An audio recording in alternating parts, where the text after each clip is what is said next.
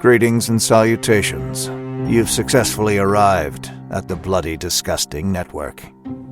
The passage of time will now bring you to something strange, unique, and idiosyncratic. Have a good time. Greetings, constant listeners, and welcome back to the Losers Club, a Stephen King podcast presented by Bloody FM.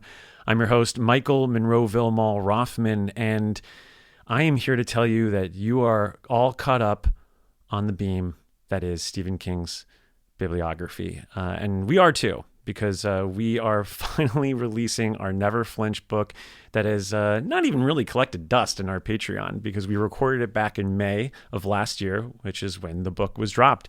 So this is a fairly new book episode, and our last one until Stephen King publishes something else, and we know what that is. It's going to be T3, and I don't mean Terminator 3, The Rise of the Machines, starring Nick Stahl.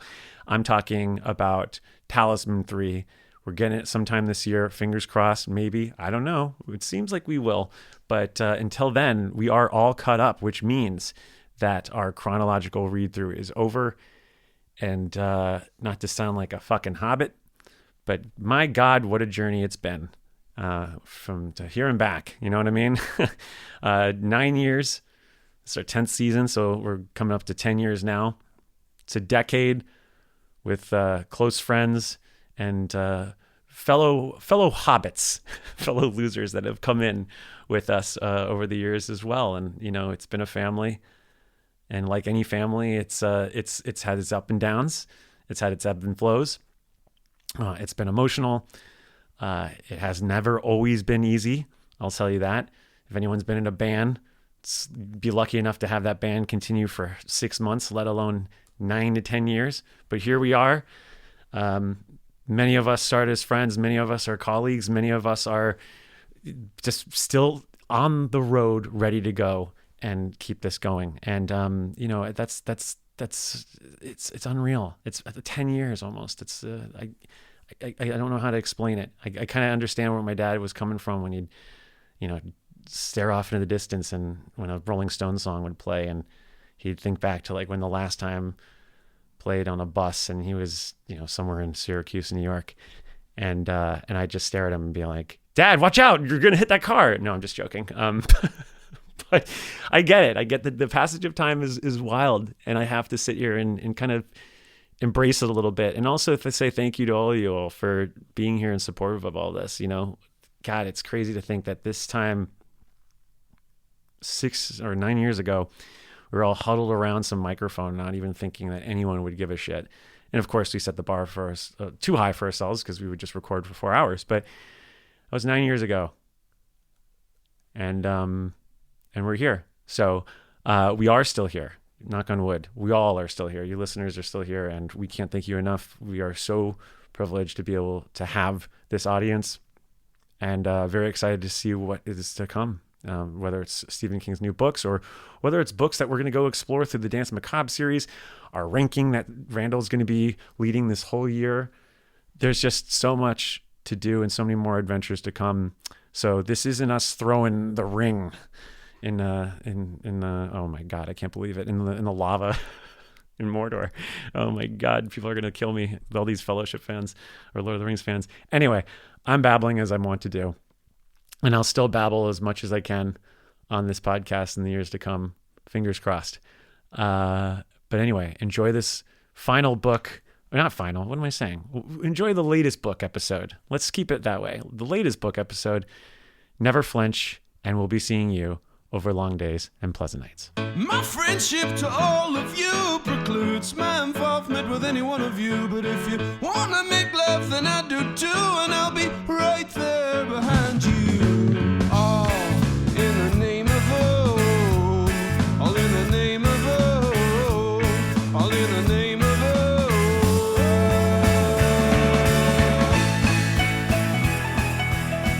Greetings, constant listeners, and welcome yet again to The Losers Club, a Stephen King podcast. My name is Rockin' Randall, but you can call me Trig, which is what my dad, a total math nut, liked to call me. How's that for a joke? I thought in this book that Trigg's name was going to be math inspired. I was very trigonometry. surprised. Yeah, I was very surprised You by cracked the code again. I know. Mathematics. Today, we've gathered precariously on the ever unbalanced scales of justice to discuss Never Flinch, a new book about, oh my, where do I even begin? Well, I'll begin by introducing my fellow hosts. Sista Jen, say hello and tell me what inevitably makes you flinch.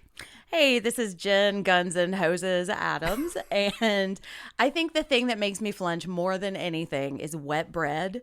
I think it's disgusting. That's a good one. I want to watch I Think You Should Leave so much. Like, I have heard it's so good, and the few things I've watched are so good, but it starts with somebody sticking a hot dog bun in water and then spitting it back out. And I was like, I can't do this. This is kryptonite for me. So there's also in season 2, they eat sloppy steaks, which are steaks that they dump glasses of water on. Now, see, the steak and water doesn't bug me as much as the bread and water thing. Like, if there were bread on that plate, I would be out, and I would take it as a personal offense, I think. I have a hard rule with food. And again, there's exceptions because some food is meant to be eaten wet. True, but like soup.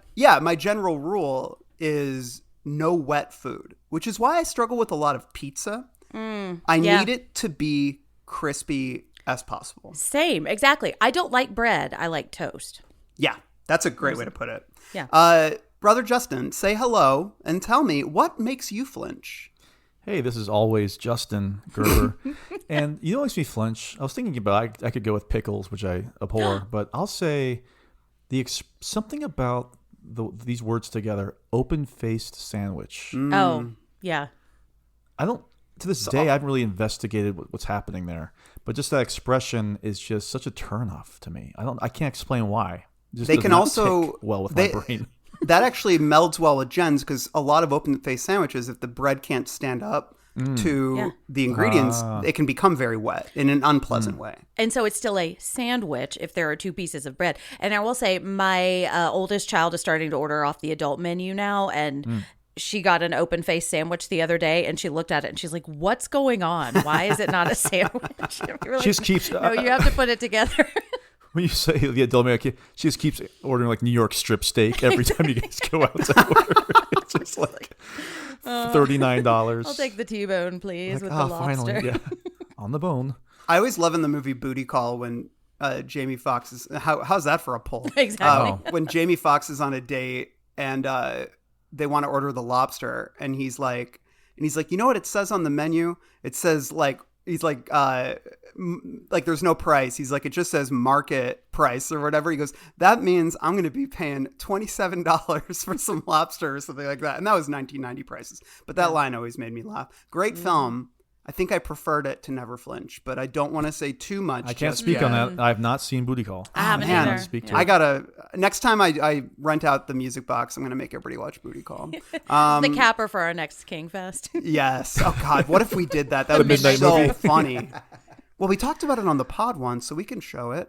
Exactly. So Where were you on June 3rd, 2022?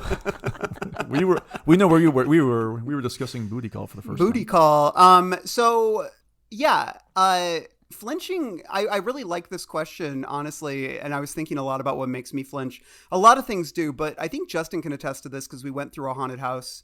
We went through the Pennywise thing in Vegas, the escape room.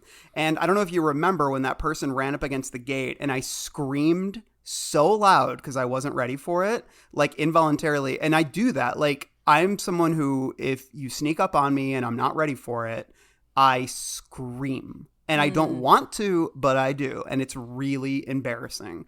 So, like, my wife has learned if I have headphones on and I don't know she's there, she's got to like creep into my peripheral vision because if I'm surprised, I'm going to like throw my desk over. So, Scream karate chop kind of thing. Okay. So it's not Pennywise specific that makes you scream, but was it Tim Curry Pennywise or Bill Skarsgård? No, it was Pennywise? just a girl who was playing a character who was hidden in the sewer, or she was running from Pennywise in the sewer. But she ran up against the gate and I was not ready for it. And like I screamed in front of all my male friends and they were, let's just say they weren't impressed. with my masculinity. Well, So I just laughed because yeah, you called me a little baby. No, You hold said on Goo Goo now. Gaga. I definitely laughed because I saw her coming. I'm kidding. Nobody was mean to me like that. It would be funny though. It was funny though, obviously. Okay, so let's with that sorted. We don't have too much history to discuss because this book, when we're recording this, the book's not even out yet. So we're not going to be able to do reviews. If you've listened to our release book episodes before, this is the case. There's not a lot of history yet. But I do have some quotes from King talking about this that we're going to talk about in the Derry Public Library. Mike Hanlon, if you see... Excuse me, sir. Do you have Prince Albert in a can? You do? Well, you better let the poor guy out. Tell Mike Hanlon that I had to go, that I had to get cleaned up. Tell him. Tell him I'll see him tonight. Get out! Last chance, Tosha. Get out! Get out! So here in the Derry Public Library, we talk about the history of the book. We read whatever King has been saying about it.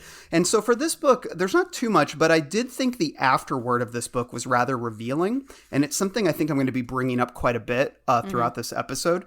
But he also gave, when he read sections from it via, I saw it on Simon & Schuster's YouTube account. So I think it was just like a thing with the publisher, but he talked quite a bit about the book before he read an excerpt from it. And I'm going to read some of those quotes as well. I have not, as of this point, I have not seen him do any other press for this book, which, is interesting because, and I remember talking to our archivist and historian, Bryant Burnett, shout to Bryant, about how some books he really promotes heavily and some books he does not at all. And it's in, like, I remember like when Bag of Bones came out, there's like a million interviews, or Under the Dome, there's so many interviews we had to sort through. But then a book like, I remember like Wind Through the Keyhole, right? There was nothing. Or a book like Hearts in Atlantis, literally nothing. So it's interesting when that happens. And I don't think it's like a sign of how he feels about the book necessarily. It's probably just like how he's feeling at any given time.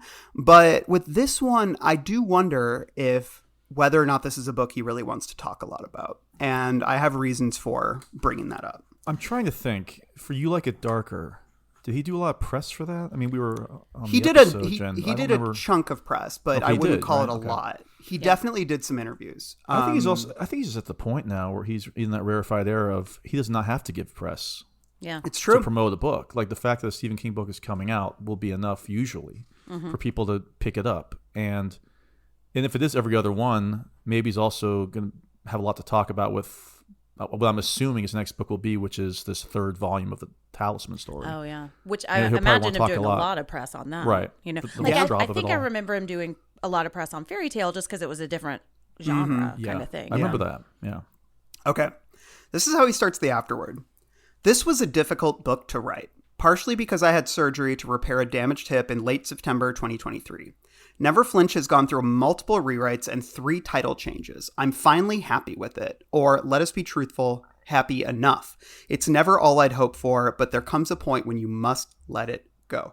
So I just want to leave that. There's more from the afterword I might check back in on later. But that particularly was, I think, revealing, especially when paired with the way he talked about it before he read the excerpt. So I'm just going to read through some of these quotes here. This is on the inspiration for the book. He said, I like detective fiction and I like horror fiction and I like suspense fiction, but not necessarily in that order. I've always wanted to write a whodunit. I like the books by Agatha Christie and people like Ruth Ware, but I also like books like The Talented Mr. Ripley by Patricia Highsmith, where you know right away from the start who the bad guy is. And this once I wanted to try to write something different. That meant I had to have a plot. And God, the amount of trouble that writers get into when they actually try to write a plotted novel. I can't even begin to tell you. I try to avoid it, but this time I didn't. Thought that was very interesting. Yeah, I read that before I started reading the book, so I definitely had that in my headspace while reading it. Yeah, I didn't read that till after. I think it illuminates a lot of things, but I think it's also useful to consider that this is, and you brought this up too, Justin, when we were talking about the book, when we had just started it, was you were sort of intrigued by Trigg, who is the this killer in this book. He's a mystery to us. And that is that's it. I was trying to think back in King's work where he has kept the killer or the villain like a secret throughout. And I wasn't really coming up with much, because if you think about, especially if we just want to look at the Holly books, right? Or the crime books, we know right away in Mr. Mercedes that Brady Hartsfeld is the villain straight away. That's more Talented Mr. Ripley than it is, Murder on the Orient Express. I had the same conversation with Jen, and the only thing I could think of, and it's very possible I'm mixing up my movie adaptation with the original source material. Do we know that Frank Dodd is the killer initially in Dead Zone, or do we learn that as Johnny learns it? I can't remember how prominent from what I a recall, figure Frank Dodd is. From what I recall, it takes us a while to learn that. Okay, so it's possible that's an example. But that's also a subplot of that book. Yeah, And, that's like A a main middle plot, third you're right. thing. No, he's definitely never done this main plot wise. No. Yeah. So and then then even Finders Keepers, we know Morris Bellamy is the bad guy straight up, and then in End of Watch we know what's going on with Brady in that book as well. Yeah. So, and not only that, but we spend lots of time in their heads. And when I look back, those were my favorite sections of the book. Like I really think Brady's a great character. I really think Morris is a good character.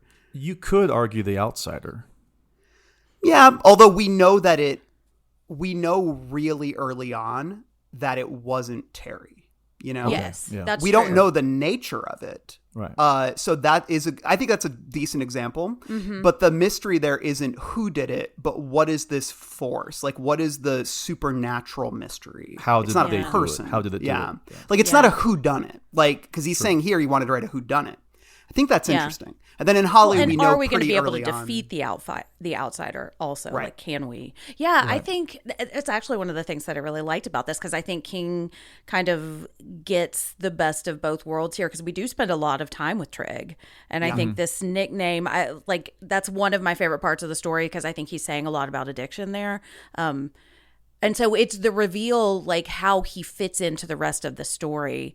So I think it's a pretty clever way of keeping it a reveal, but still allowing us to spend a lot of time with the character, Agreed. I absolutely appreciate him challenging himself like this. I do too. That was one of the, again, like I was texting Jen early on. I was like, wow, I think he's really doing something different here. And he definitely did do something different here. The payoff, we could talk about that later on. Yeah. But, I do appreciate the fact that he's 79 years old, I think. 78 years old. Well, and And when he's still you were pushing reading, himself, and that he would put this out not being 100% happy with it too. Like, part of me is looking at this as a warts and all book, and I like it for its messiness, and I think I would rather have it and be able to talk about it than him say, I don't like this, I'm going to put it in a drawer. Yeah, I think that's a helpful way to look at it. It is. I think the challenge with that is, though, I remember looking at the sleeve, I think it's like $30. So, if you're going to put out a book that's not like a free ebook, like The Plant or something like that, or even that, I think it had you had to charge for that too, right? It wasn't even Randall free. paid for it, right? No, I didn't. Oh, that's right. You stole I am it. literally that's the right. reason So what why I'm he saying stopped is, writing if you it. want to have this in like a like an excerpt on EW.com, that's one thing. But let's put your best foot forward. I hear that, but you take that risk with any book. So That's true. Yeah, but I mean, the author's also not admitting it's not that great. Well, I don't know if he's saying that. I think he would dispute that. I think I'm right. reading a lot into it. Yeah. So, Yeah, I hear done is better than perfect, Yeah, and I think with him, it's not like, I don't know, he's got to get books out, man. I mean, he could stop, right? But I feel like for King, it's probably a compulsion at this point. 100%. I gotta publish something. I gotta publish something. And so, and he also sounds like he worked on this book for a very long time. And so I think like he went through many rewrites with this book, which I think does not happen a lot, especially later. So let's talk about what he said about Holly in Never Flinch. He said, anyways, I wanted to write a book where Holly got a job as a bodyguard. That interested me because she's getting along a little bit in years. She's in her 50s or maybe even the early 60s by now. I wouldn't have guessed that. No. And she's a very quiet person. She's insecure, but she's also brave. And that particular contrast really fascinated me about her. I wanted to put her into a situation where she had to become a bodyguard for a famous person, kind of like that Kevin Costner movie, but with Holly instead of a big strong guy. A little woman about 120 pounds soaking wet who's always afraid that she's going to do the wrong thing, that her zipper is going to come undone, who had a hard job in high school, someone who's really got an inferiority complex, but at the same time, she's extremely smart. She's got a lot in the way of deductive reasoning. When it comes to intuition, she's got that kind of divinity going to her. And then I want to revisit that line. But then he says, I just like Holly. Justin. So can I do a quote here from the book? Okay, so Corey, who is Kate's assistant. Yeah. The first time she sees Holly, she says this, quote, upon seeing Holly for the first time, she thinks to herself, oh, that's probably good. Another beefcake is the last thing we need. Nobody will even notice she's around. I just wish she wasn't so small. She looks almost frail, end quote. I just think for me, I don't mind Holly being there to assist in trying to deduce who the stalker is. When I think of a bodyguard, I would personally prefer a quote unquote beefcake. Yes, someone who is intimidating and like scares people away rather than like having like a ringer who you don't know is there, because then you can still get close. I don't know. For me, I'd rather have like, Hulk Hogan with me. Yeah, maybe not Hulk Hogan. Well, but somebody the body, the physique of a Hulk Jesse Hogan. the Body Ventura. Yeah, Jesse the Mind Ventura. So you could do both. He's the body and the mind. So you pay off both ways. Or, it doesn't have to be a guy. It can be Charlotte from the WWE. She's Charlotte Flair. Why stop there? It could huge be muscles. Sable. It could be Sable. No, Sable was not really a wrestler. Sable was kind of more of a ring kind of assistant and a storyteller. Charlotte, she's a great wrestler. Storyteller. Sable was a storyteller, okay? Back up, Justin. Oh, Look, sorry. If we want to talk about wrestling, we can talk about wrestling. I'm just kidding. Jen, what were you going to say? Oh, no. I was just going to say I would prefer a non-Americana problematic Kevin Costner because he's cute in that. I think I've got more to say about Wait, did you say Kevin Costner's problematic? Yeah, he's just so like, I don't know. What did he ever do to you? Except make great art. He did Yellowstone, okay? I mean, and I haven't seen it, but I'm like, just like, I don't need you in a cowboy hat anymore. I've moved on with my life. But I still love Field of Dreams and Robin Hood, Prince He's of Thieves, fantastic. so. He's an American icon. Okay. For better or worse. All right. Hey, you know what? I liked him in Superman or Man of Steel, so. All right. But yeah, he could be my bodyguard, I think. Just, I'm not going to watch Yellowstone. So. I understand. There's a lot of seasons. There's too much TV. There's like spinoffs now too. Yeah. Oh, there's like 5 of them. There's a new spinoff coming. It's called Why, like Big County or something like that. They've lowered the letter count from Yellowstone to Y. Now people just know. Oh, I thought it was just Y with like WHY with a question mark. Why? Why? Because people will watch it. Coming to I'm CBS. sure it's great. I have friends who love it. I assure you, I'll be mentioning CBS and its likes later on in this discussion. Okay, this is what he said about Trig. I wanted basically to have a serial killer whose identity was masked, and Holly was going to find out at some point. But that was just one strand of this terrible plotted novel that went on forever. Wait, he said that? When he said terrible, I think he meant to say like... The events are terrible. No, I think it was more like the way his voice was in it. It was more just like the idea of plotting a novel is terrible. Okay. Yes. Like having to, like the hoops that he had to jump through to plot out the book. That's what was terrible. I don't think I looked at it on paper and I was like, I don't think that was his intention to call his own book terrible. But anyways. And then on Sista Bessie, he said, I can't say it without a little twang in my voice. I'm sorry. Sista Bessie. He said, Sista Bessie was kind of based on Mavis Staples. To me, Mavis and God are close anyway. Brother and sister if you want. I wanted to put a character like her in this book, which added to my plot concerns, but in a good way. So, plot. I feel like King has said this throughout his whole career. I think he's really insecure about the plots of his novels, which I've always found weird because I think what he considers plot and what I consider plot are maybe a little different. And I think when he's talking about plot, he's thinking a lot about the intricacies of various multiple storylines all cohering. But when I look back at a lot of his books, I think he does that extremely well. Like I look at Needful Things, which I've always described as kind of like a Swiss watch because of how well it all comes together. Salem's Lot, like The Shining, these are all like sprawling stories that come together really beautifully. So but I think the way that he's looking at plot, I mean, maybe he's looking at Raymond Chandler books, or maybe he's looking at, I don't know, Ed McBain books or something. Maybe like he's thinking about the way classic crime novels, hard-boiled crime novels are plotted, which I do imagine is a lot more intricate. Or even like James Ellroy. Like James Ellroy books are really, really thoroughly like intricately plotted. And so I think he has an insecurity in that way. But I've never considered him to be bad at plot.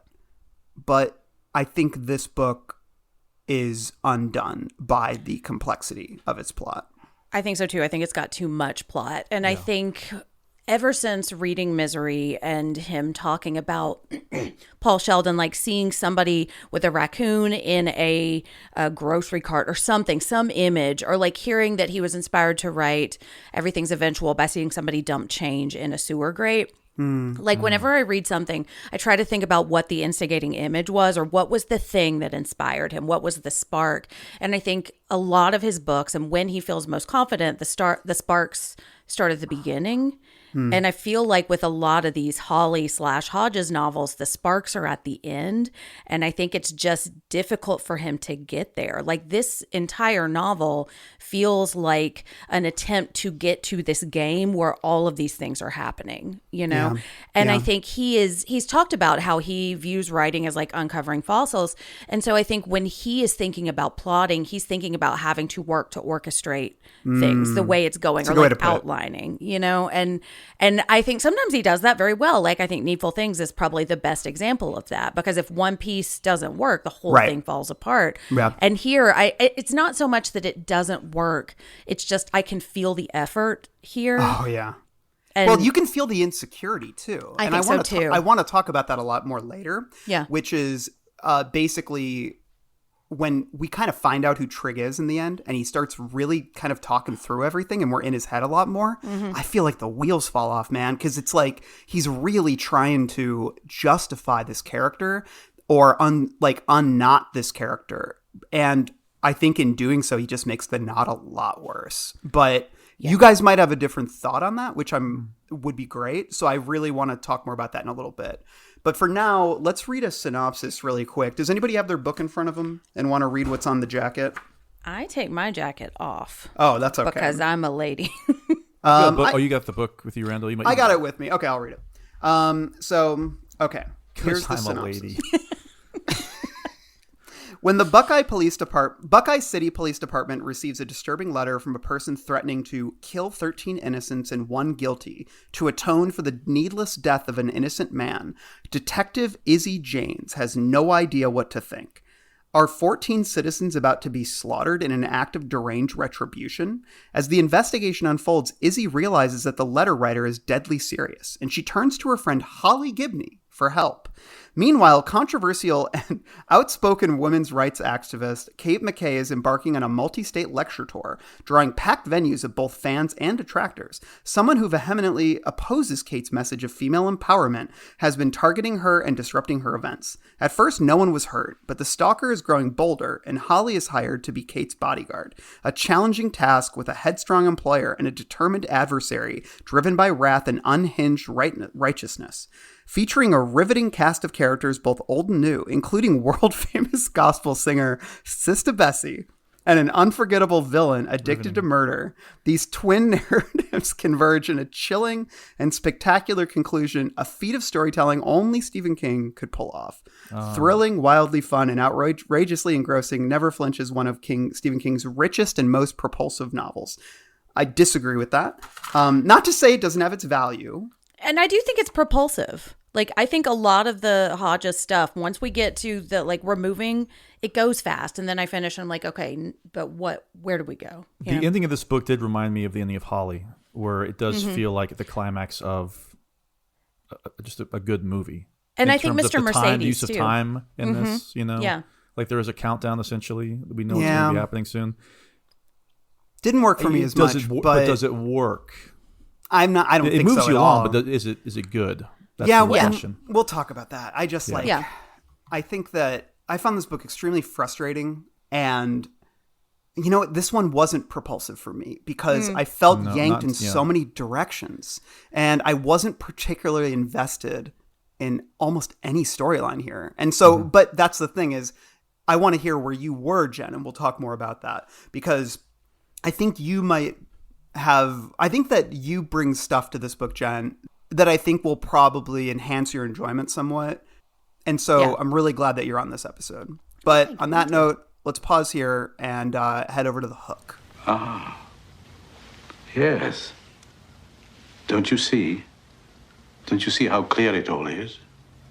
Not only can you see the future, I can change it. You can change it, exactly. Here in the hook, we break down the themes and the general larger ideas and questions. And usually when I'm writing an outline, I kind of know what the hook is, right? Like in The Shining, it's like a haunted hotel. It's like, that's the hook. That's what brings you in. In Never Flinch, I was like, well, it's a serial killer, right? But then I'm like, wait, is it like domestic terrorist? Or is it Sister Bessie?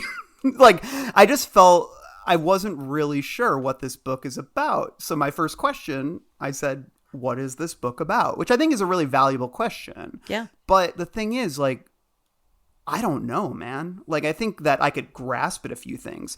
But the thing about King books is I usually come out of them with a really strong idea of what he was going for. Like, I'm like, oh, okay, this book. And like, the most I think of, the book I was thinking of a lot was Dreamcatcher when I read this, because the end of Dreamcatcher is one of those where he feels like he is scrambling to, and like I'm a Dreamcatcher defender by and large, but the last third of that book is an absolute mess because he's trying to tie together all these like different strings that are going in different directions. And that's how I felt here too. So I kind of came out of it not knowing what I was supposed to be taking from it. So I don't know, Jen, what did you take from this book? What is it about? Well, first, I want to say what else does this book have in common with Dreamcatcher is he's in recovery and on some painkillers trying to get off of it. And so I think that maybe is some of the reluctance to talk about it, or this kind of admission that it's not exactly what I wanted, but I just needed to get it out. And that's where I think some of this like shifting addiction story comes in. I think, I've been thinking about this a lot since I read this question in your email. And I think, Justin, I texted you almost immediately. I was like, this is Jen bait. We're talking about addiction and we're talking about feminism. Yeah, exactly. Yeah. And I think in a lot of ways, the hook for King is Holly. Even though Holly is not as big a part of the story as I was expecting, I think I have three answers for this. I think there are two things that King is trying to do. And there's one thing that I think he is doing well that I really enjoyed. Okay, the two things I think he's trying to do is he's trying to write about addiction and the way addiction is more than just your relationship to a specific chemical that goes into your body. Addiction is really just kind of a piece of who you are, and it can be two different things. Like it can be to work, it can be to publishing, it can be to painkillers, it can be to alcohol. I think that is the compulsion. Exactly. I think that is the thing he knows a lot about, and that is one of the most successful parts of this book for me. I think he is also trying to write about feminism. And I think there are some good things here and there are some things I've got issues with. But what I really think this book is about for me, what I walk away from it thinking is this book is about women trying to live their lives and men fucking it up. And women being blamed and feeling responsible for everything when they are not. They're just trying to do their shit. They're just trying to pitch at a baseball game. They're just trying to do their job, and men keep coming in and kicking them or like making their lives harder. And I think that I really like that. And I think the more I think about what this book is about, it is messy as fuck, but I think I like that. I like that King is exploring this. I don't know if he is actually coming away with any concrete answers for me or for himself, but I think that's what he ends up doing, is just writing about how hard it can be to be a woman. Yeah. Well, I love it when 79-year-old men tell me what it's like to be a woman. Well, and that's the thing, Right. I mean, I've got some thoughts on I like it. I want him to write about women because I want to write about men, so I think women I'm certainly not saying that he shouldn't be writing about women. In fact, I mean, I guess like when I read a book like this, I'm like, man, I miss Gerald's Game. I miss Dolores Claiborne. I miss Rose Madder. This does feel like an Eclipse book. Those are books about women that I think are layered and nuanced and gorgeously written, and their male characters in those books are often monstrous. But there is also something compelling about them that, or at least like you can understand in some world why they're with them. And I feel like the version we're getting of men in this book is kind of this very flattened, cable news poisoned kind of version of what men and masculinity represent. It just makes me miss when he could portray like masculine monstrousness so well in such like unsettling detail as in those early books. So it's certainly not that I think that he shouldn't be writing about women. I just almost feel like I feel like there's something missing, or at least there is a nuance that's missing. This book feels, if I'm being honest, it feels very one-dimensional to me. I think so too. And especially when it comes to the discussions of feminism. And we can talk about that more, but Justin, what were you going to say? I just think, Jay, you touched on something there I wanted to give you kudos for in terms of your take on that the game of Izzy. What happens to Izzy in that game? Because I have really been struggling with what was the point of having the subplot of the softball game in there. But if that is what he was going for, and it's trying to combine all of these events that are happening to the women throughout the book, then I have to give him credit for that. I did not get that when I was reading it initially. That tracks for me. I think that that's does track, very though. smart. Yeah, I wasn't thinking of it that way. It's cool. I think in terms of like what you were saying, Jim, about the group of women who just want to live their lives and are being fucked with, I think that he does this far better in Rose Madder. And in terms of somebody who has gone off the deep end in terms of the pro-choice, pro-life argument, I think that, is it Ed in Insomnia? Yeah, Ed. Yes, Ed Deepno. Ed Deepno. I was thinking a lot about Insomnia too. I think Ed, who I believe is only in 2 scenes in that book, he's in the abuse in the supermarket, I think, and at the end. That character seemed much more dangerous to me than Chris Chrissy ever does. Yeah. There's an uncomfortability there that you don't get with Chris Chrissy. Chris Chrissy, it sounds like I'm saying Chris Christie. I know. I'm thinking you're saying that. Now that I'm saying it, I'm thinking to myself, Christie. wait, that can't be deliberate. Not that guy. This New Jersey guy. From just about the first moments that it's official that this is Chris and he dresses up as his sister for reasons for his mother and whatnot. It just felt to me like we were doing. I talked to one of you about this. Like it was like a sleepaway camp pastiche or something. Yep. Psycho. But it was by decision. It was by choice, ironically enough, not by force. And then of course Psycho, which even gets name checked later on. Yeah. But for Trig, not for Chris, I just realized. Because Trig is also talking to his father, who's not really there. What's this book about? I think it is ultimately, I think King is just trying to say this is about Holly trying to solve the case of the serial killer while also assisting this pro-choice activist and just plain feminist. I do believe that is the intent of King here because of what we're not getting from the majority of the returning characters, which is nothing. A lot of story. Yeah. I think that what's happened here for the first time is King is truly entering the Finders Keepers gang into Poirot, Miss Marple territory, where it is 99.9% about the case at hand. And to me, the cases here just don't work. And in my opinion, that motley crew of investigators or finders keepers, right, they don't have enough character, personality, skill, and distinctive qualities to me that make them a compelling, like if you're going to do like a Right. case of the week kind of thing with these characters, you want them to all sort of represent something or have certain character traits or something.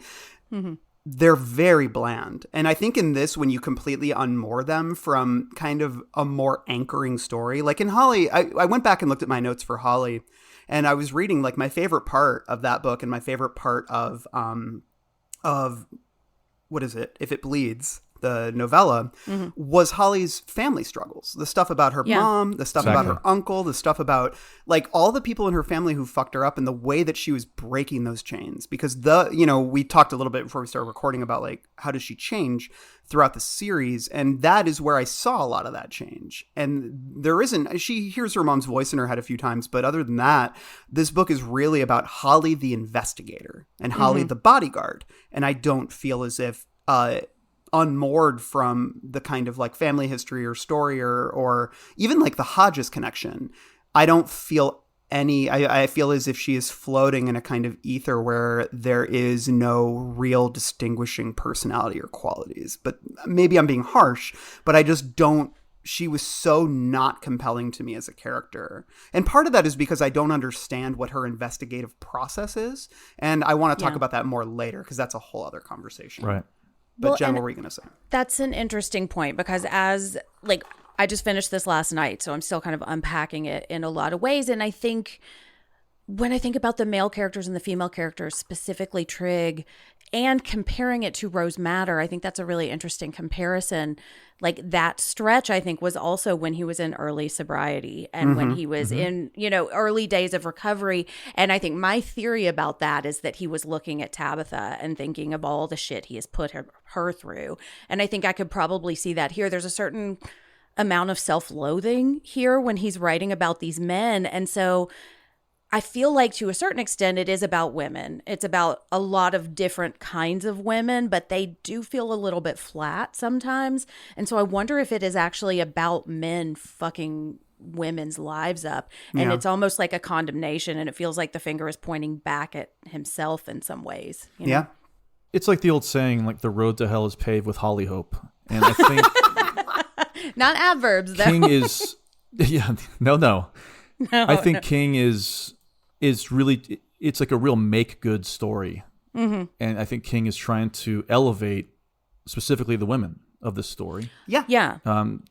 And that makes sense to me. I understand that. And when you think about I guess really the answer is what is the purpose ultimately of the book that maybe he was trying to just put out there.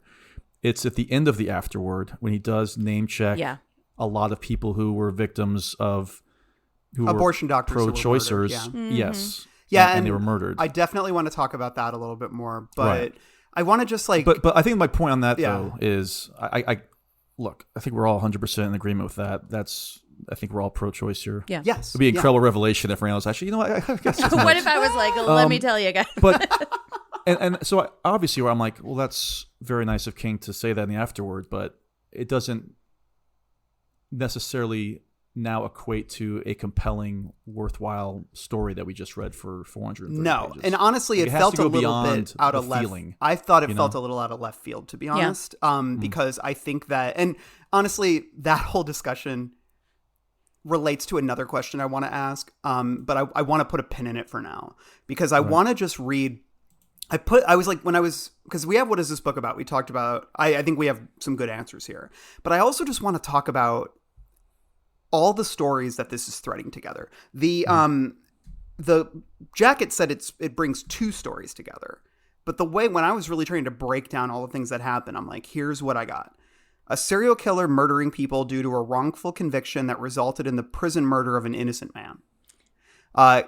Women's rights activist Kate and her assistant Corey being targeted by a cross-dressing Christian anti-abortion domestic terrorist. Holly becoming a bodyguard for Kate. Barbara becoming a collaborator / backup dancer for Sista Bessie. Those were the four stories for me. And I felt like they all were being, for better or worse, like threaded throughout.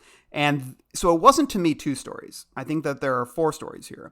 Yeah. And notice how Holly is only in one of them. And it's actually a pretty minor thing. And also notice in the synopsis I read, it kept saying Detective Izzy Janes, right? Like, yeah. It's Holly is not the focus of the story, yet she keeps we keep going back to her because he's like, this is a Holly book. Mm-hmm. And I started to get really pissed off about that after a while. I'm like, this is not the story. You're saying you want tell. more Holly, Randall? Well, just give me a reason. Yeah. Coming 2026, more Holly. I'm telling you guys, man, I don't want to be a Holly hater. I really don't. I've gone into all these books really wanting to like this character. Right. And I just really fucking hate her. And so, it's like, it just drives me nuts. Uh-huh. But we'll talk about that more in a bit. Justin, what were you going to say? Can we break down? Well, I was just going to ask, like, this works. Yeah, I think I was going to ask. I've got we have all these stories. Do they come together in a satisfying way? Were you or I think maybe a better question, because I think we have kind of discussed about how the plotting of this book, in some ways, is its undoing. No. So I guess I'll ask: were you surprised by the way the story unfolded? Were there benefits to all of these storylines, or do you wish it was more streamlined? I was surprised by the way it unfolded. Everything unfolded, but that's pejorative. I was surprised with how easily everything unfolded and wrapped up. I mean, I had to go back and double check the way that Chrissy is just killed immediately by Couldn't Trig. believe it. Yeah. Could not believe it. One. And then Holly pretends to be Sister Bessie for a second, and it opens the door and just shoots Trig immediately. Dead. Jerome was there as well. Yeah. I guess Barbara is now touring with Sister Bessie at the end after a concert that never took place. She's writing poetry too. Okay. And we'll get to Babs later. Babs. Oh Lord. There's another quote. I think you mentioned the afterward. I think you mentioned that the Tabitha. I didn't mention it on the episode. Oh, you didn't mention this. But we talked about it IRL. Yeah. Tabitha. Say it. He thanks Tabby. Yes. And says that Tabby read the first draft and told King, "You can do better." Mm-hmm. And for the first time, we've read some bad King books all over the last 8 years and throughout our lives, right? This really just does not seem like it was completed. Yeah. Like this really feels like another rough run at it. Yeah. Mm-hmm. And we were talking about drafts earlier. When did King add the Chrissy subplot? Because especially reading that ending, it felt like that was draft 2. And most of the book had already been written. Mm-hmm. Because you could literally just remove that character completely from this entire story. And you could also remove Sister Bessie from the whole story. Well, you could, and it wouldn't change anything. It's like, this is very what strange. I think is frustrating. Like the Chrissy thing.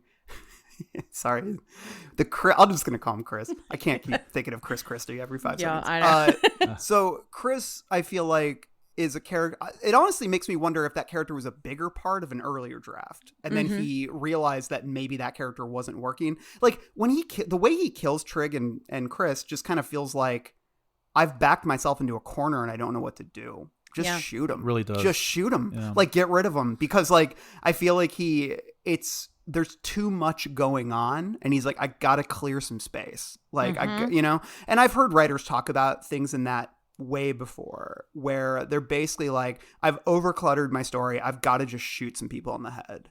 That's what he says in The Stand, and that's why we've got the bomb. He's like, I had too much going on and I needed to just reset. And it does feel like that, except it feels like we've tossed this character away. And I think that is my biggest surprise. Like if I actually checked, I think the climax and the end are like within 10 pages. Like it is just, it ends and then we're done, and there's no time for anything to land. There's no time for anything to really resonate, and that's what King really excels at. And I think that's where I see the lack of confidence. I think he's like chugging towards the finish line, and he's like, I got to get there, I got to get this thing, I got to line up all the parts, and then once it's done, he's like, I'm exhausted, I don't know what else to do. Exhaustion is a great word, because all of the moving parts, like, because you got Trig lugging bodies, right? From A to B.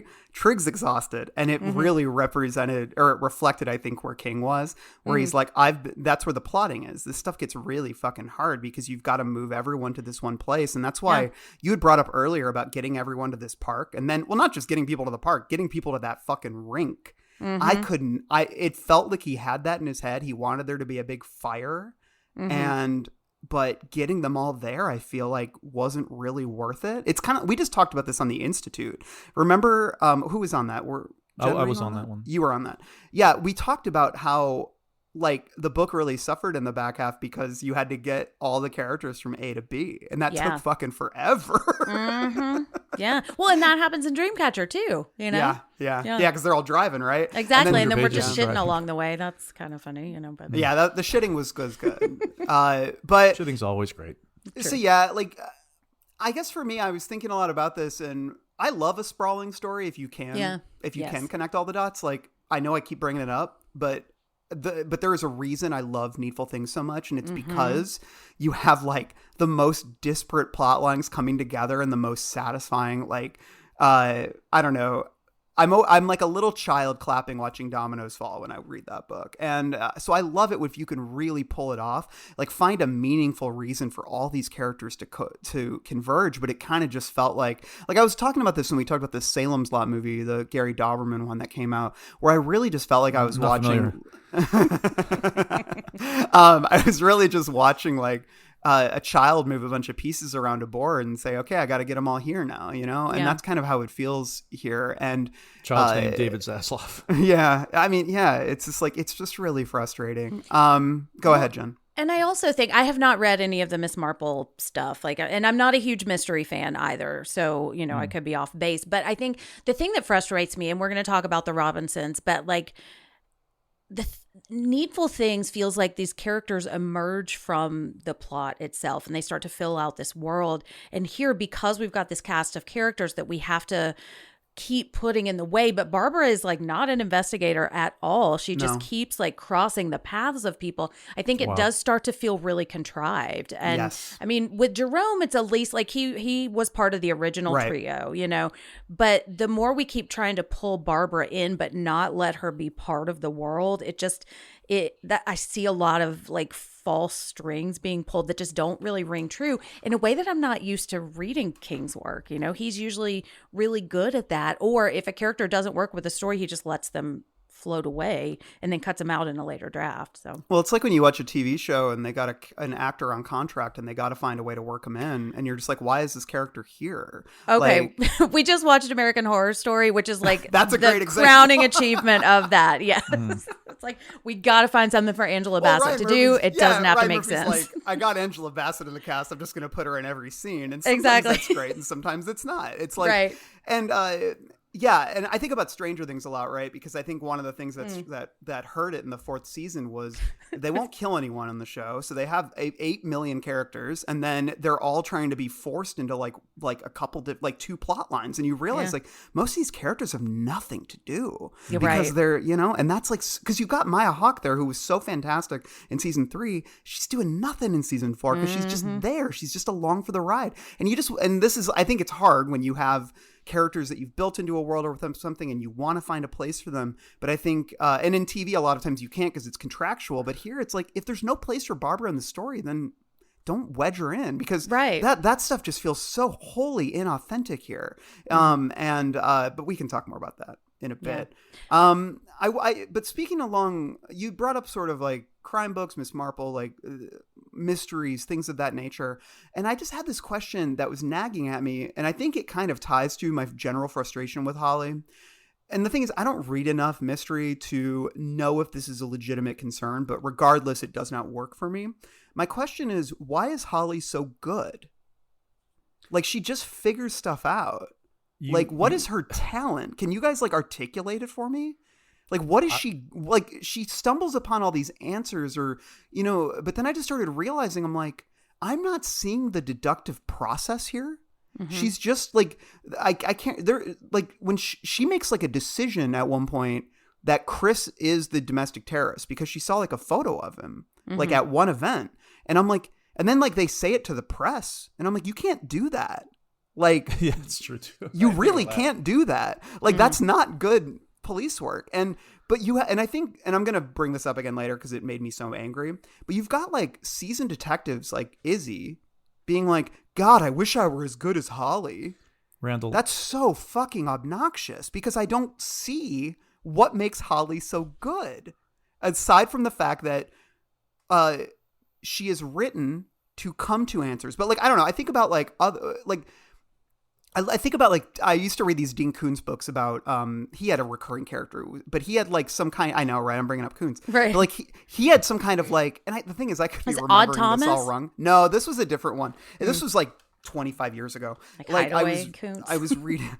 He had this like albino character, and I'm pretty sure that he had some kind of like magical, like trick where like he had some kind of premonition, and that was what made him a good investigator, right? Was he had that leg up on everyone else. And you look at Jack Reacher, right? I've only watched the show, I've not read the books, but like he's huge, so he's good because he's different because he's so large. He can. Kate should have hired Jack Reacher to be her bodyguard. Honestly, yes, and he seems like a very nice man, and he has sex with and everyone he protects, so that's a bonus too. He just looks so generic. He's not hot enough to be my bodyguard. He's very large. He's very large. Okay, it's not all about size, Randall.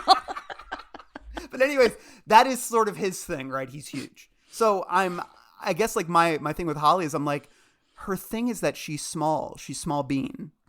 Yeah. Like I don't get it. When you asked us that question about what's up with these detectives who are doing this, I literally this is something I wrote when I finished it a couple days ago. Or no, actually just early on when I was taking notes while reading it. I wrote, how did the police not figure out the jury names before Holly? Yeah. like Would you just start looking at that, like plugging in the names immediately and figure like this person's upset that this person was falsely convicted and is going to go after a number of people? I just thought I went through that in my head, just thinking, oh, it's probably jury members or something. Well, because what other kind of groups of people are 12? You know? Well, maybe it was like people from Sister Bessie's entourage. Maybe that's what he's really going to go after, you know? Or maybe there's some kind of 12-man team thing. Disciples. It was if Sister Bessie was on the. What if Sister Bessie was on the disciples. jury? That was the twist. Sister Bessie was also on the jury, and she was going to be the last person, that would have truly been guilty really one. funny. But it would have tied the two stories together. It really right? would have. I would have preferred it. And here's the thing: as dumb as that is, at least it would have tied it together. Exactly. Somehow. We could say that's a dumb tie-in, but at least it does something. Yeah. But like, Jen, am I being too hard? Like, No, I don't think so. And I mean, I think, I hate Hodges, so I understand your aversion to Holly. but that's a great, you bringing that up is a great example because like, even with Hodges, I feel like I struggled with that. I'm like, I don't get, like, I think the thing with Hodges was he had this bullish quality. Like he had the happy slapper, right? Like he wasn't afraid to sort of maybe fuck people up a little bit or bend a couple rules to like get what he needed to get done. It was enough. But again, I never really saw the deductive process. And when King talks about plotting, I guess I think a lot about that, where you read like a classic detective novel, you're probably going to see like really strong ironclad detective work actually happening. The deductive reasoning that is leading someone there. The moments of inspiration that, sometimes are triggered by a random object or event, but a lot of times are brought on by a really like intricate, systematic breakdown of evidence and connecting dots. And here I just sort of feel like Holly just keeps like stumbling upon answers. And I was not, and like the deductive process for me was so threadbare. Yeah. And the thing about these detectives being geniuses, especially you go back to like an Agatha Christie example, I've read a number of Poirot books, and there is a specific book, I can't remember if it's The Murder of Aykroyd, not Dan Aykroyd. I was going to say. Roger Ackroyd? I think that's right. Okay. I hope this is right. There's a reveal in that book that is extraordinarily convenient. I remember writing that. This is very convenient. So it's not we're saying everything that Agatha Christie has ever done is ironclad genius work. Like they can get lax too. Yeah. But we'll still ding Agatha Christie. And so, you can't just have them solving things for the sake of solving things. There has to be some type of a creativity involved in the mystery. Like that's why we love a good mystery. Yes. Right. Is finding out and like how are these genius detectives going to figure this out? Mm-hmm. And in this case, whenever she's finding things out, specifically in this book, I don't want to litigate the first 6 books or 5 books in a novella, but I'm not like, wow, Holly, really genius. I can't. Really when I look back at these books, I don't see what is her special talent aside from the fact that she. Well, okay, and I guess what I was kind of leading you guys to say this, and it's okay that you didn't because objection. Leading the podcasters. Exactly. But King says, he goes, she has, when it comes to intuition, she's got that kind of divinity going to her. That is a weird sentence. Yeah. I give him, I say weird things when I'm just like off the cuff too, but I've it's always like said that about you. You got some divinity about Divinity. you. When you're, He says when weird you're things, going. but the divinity is usually flowing, But King says she's the got shine. a lot in the way of deductive reasoning. I don't see that. I wish I did. I'm not trying to be a hater. But then he says when it comes to intuition, she's got that divinity. Intuition is just the author giving her the answers. When he says divinity, I'm like, God. So you're just kind of saying like she has this like godlike ability, this intuition that comes to her from above that leads her to answers. To me, maybe that can be interesting. It's not interesting here. Like I'm not seeing what it is aside from the fact that she seems supernaturally good at coming to these conclusions. Well, and if he is God of the story, then it's just, this is the character that I like enough to give the answers to. That's what the divinity is. And I think in previous novels, you described Hodges as bullish, which I think is a really great description and probably part of the reason that he pisses me off. And I think Holly is on the opposite end of that spectrum. Right. And in previous novels, I think... One, her intuition, she is small, she is unobtrusive, I think there's a neurodivergent element where she sees the world in a different way and she listens to herself. Like I'm thinking about The Outsider. I think, intuition. But I think a big part of her story is learning to trust her intuition, not that it is extremely strong. I don't necessarily see that in this novel, partly because I don't think we get enough Holly, but I think it's also because of the whodunit element. Like I talked in our first Stacks episode, which everyone should listen to. It was really fun. Yes. But I talked about this podcast called Ghosts in the Burbs that I love. And the author for years has been trying to write a mystery novel. And she talks about, getting frustrated with it and putting it away, kind of like Jerome, like throwing it into the wastebasket. And she said, I don't know how to create a mystery and then keep the reader from knowing the answer while I know the answer. And I think when you do not tell us who the killer is, or when you create this mystery, it has to be something that we can solve, but we can't solve it right away. It's a really tricky it's balance. really hard. Yeah. Right. And I just don't think he gets there here. So it feels like Holly doesn't really have strong intuition because the mystery isn't that mysterious, it's Right. just, we just don't know what this guy's name is, but I don't think we could figure this out on our own. It's not like we're getting a series of clues, like the elephant shit thing or Trig. Like we don't find out about the paperweight until the very end of the novel. We don't find she has to call Pete Huntley to figure out this elephant thing. There's no way we could figure any of this out. So it doesn't make Holly seem magical because she figured it out before us and it was always there and we just couldn't see it because she's smarter than we are. So yeah, I think it's a flaw in the mystery. And also there's just too much going on too. Yeah. There is a lot. I'm wondering if, I don't want to jump on any questions here, but the reveal of who Trig is. Yeah, we can go there. Okay.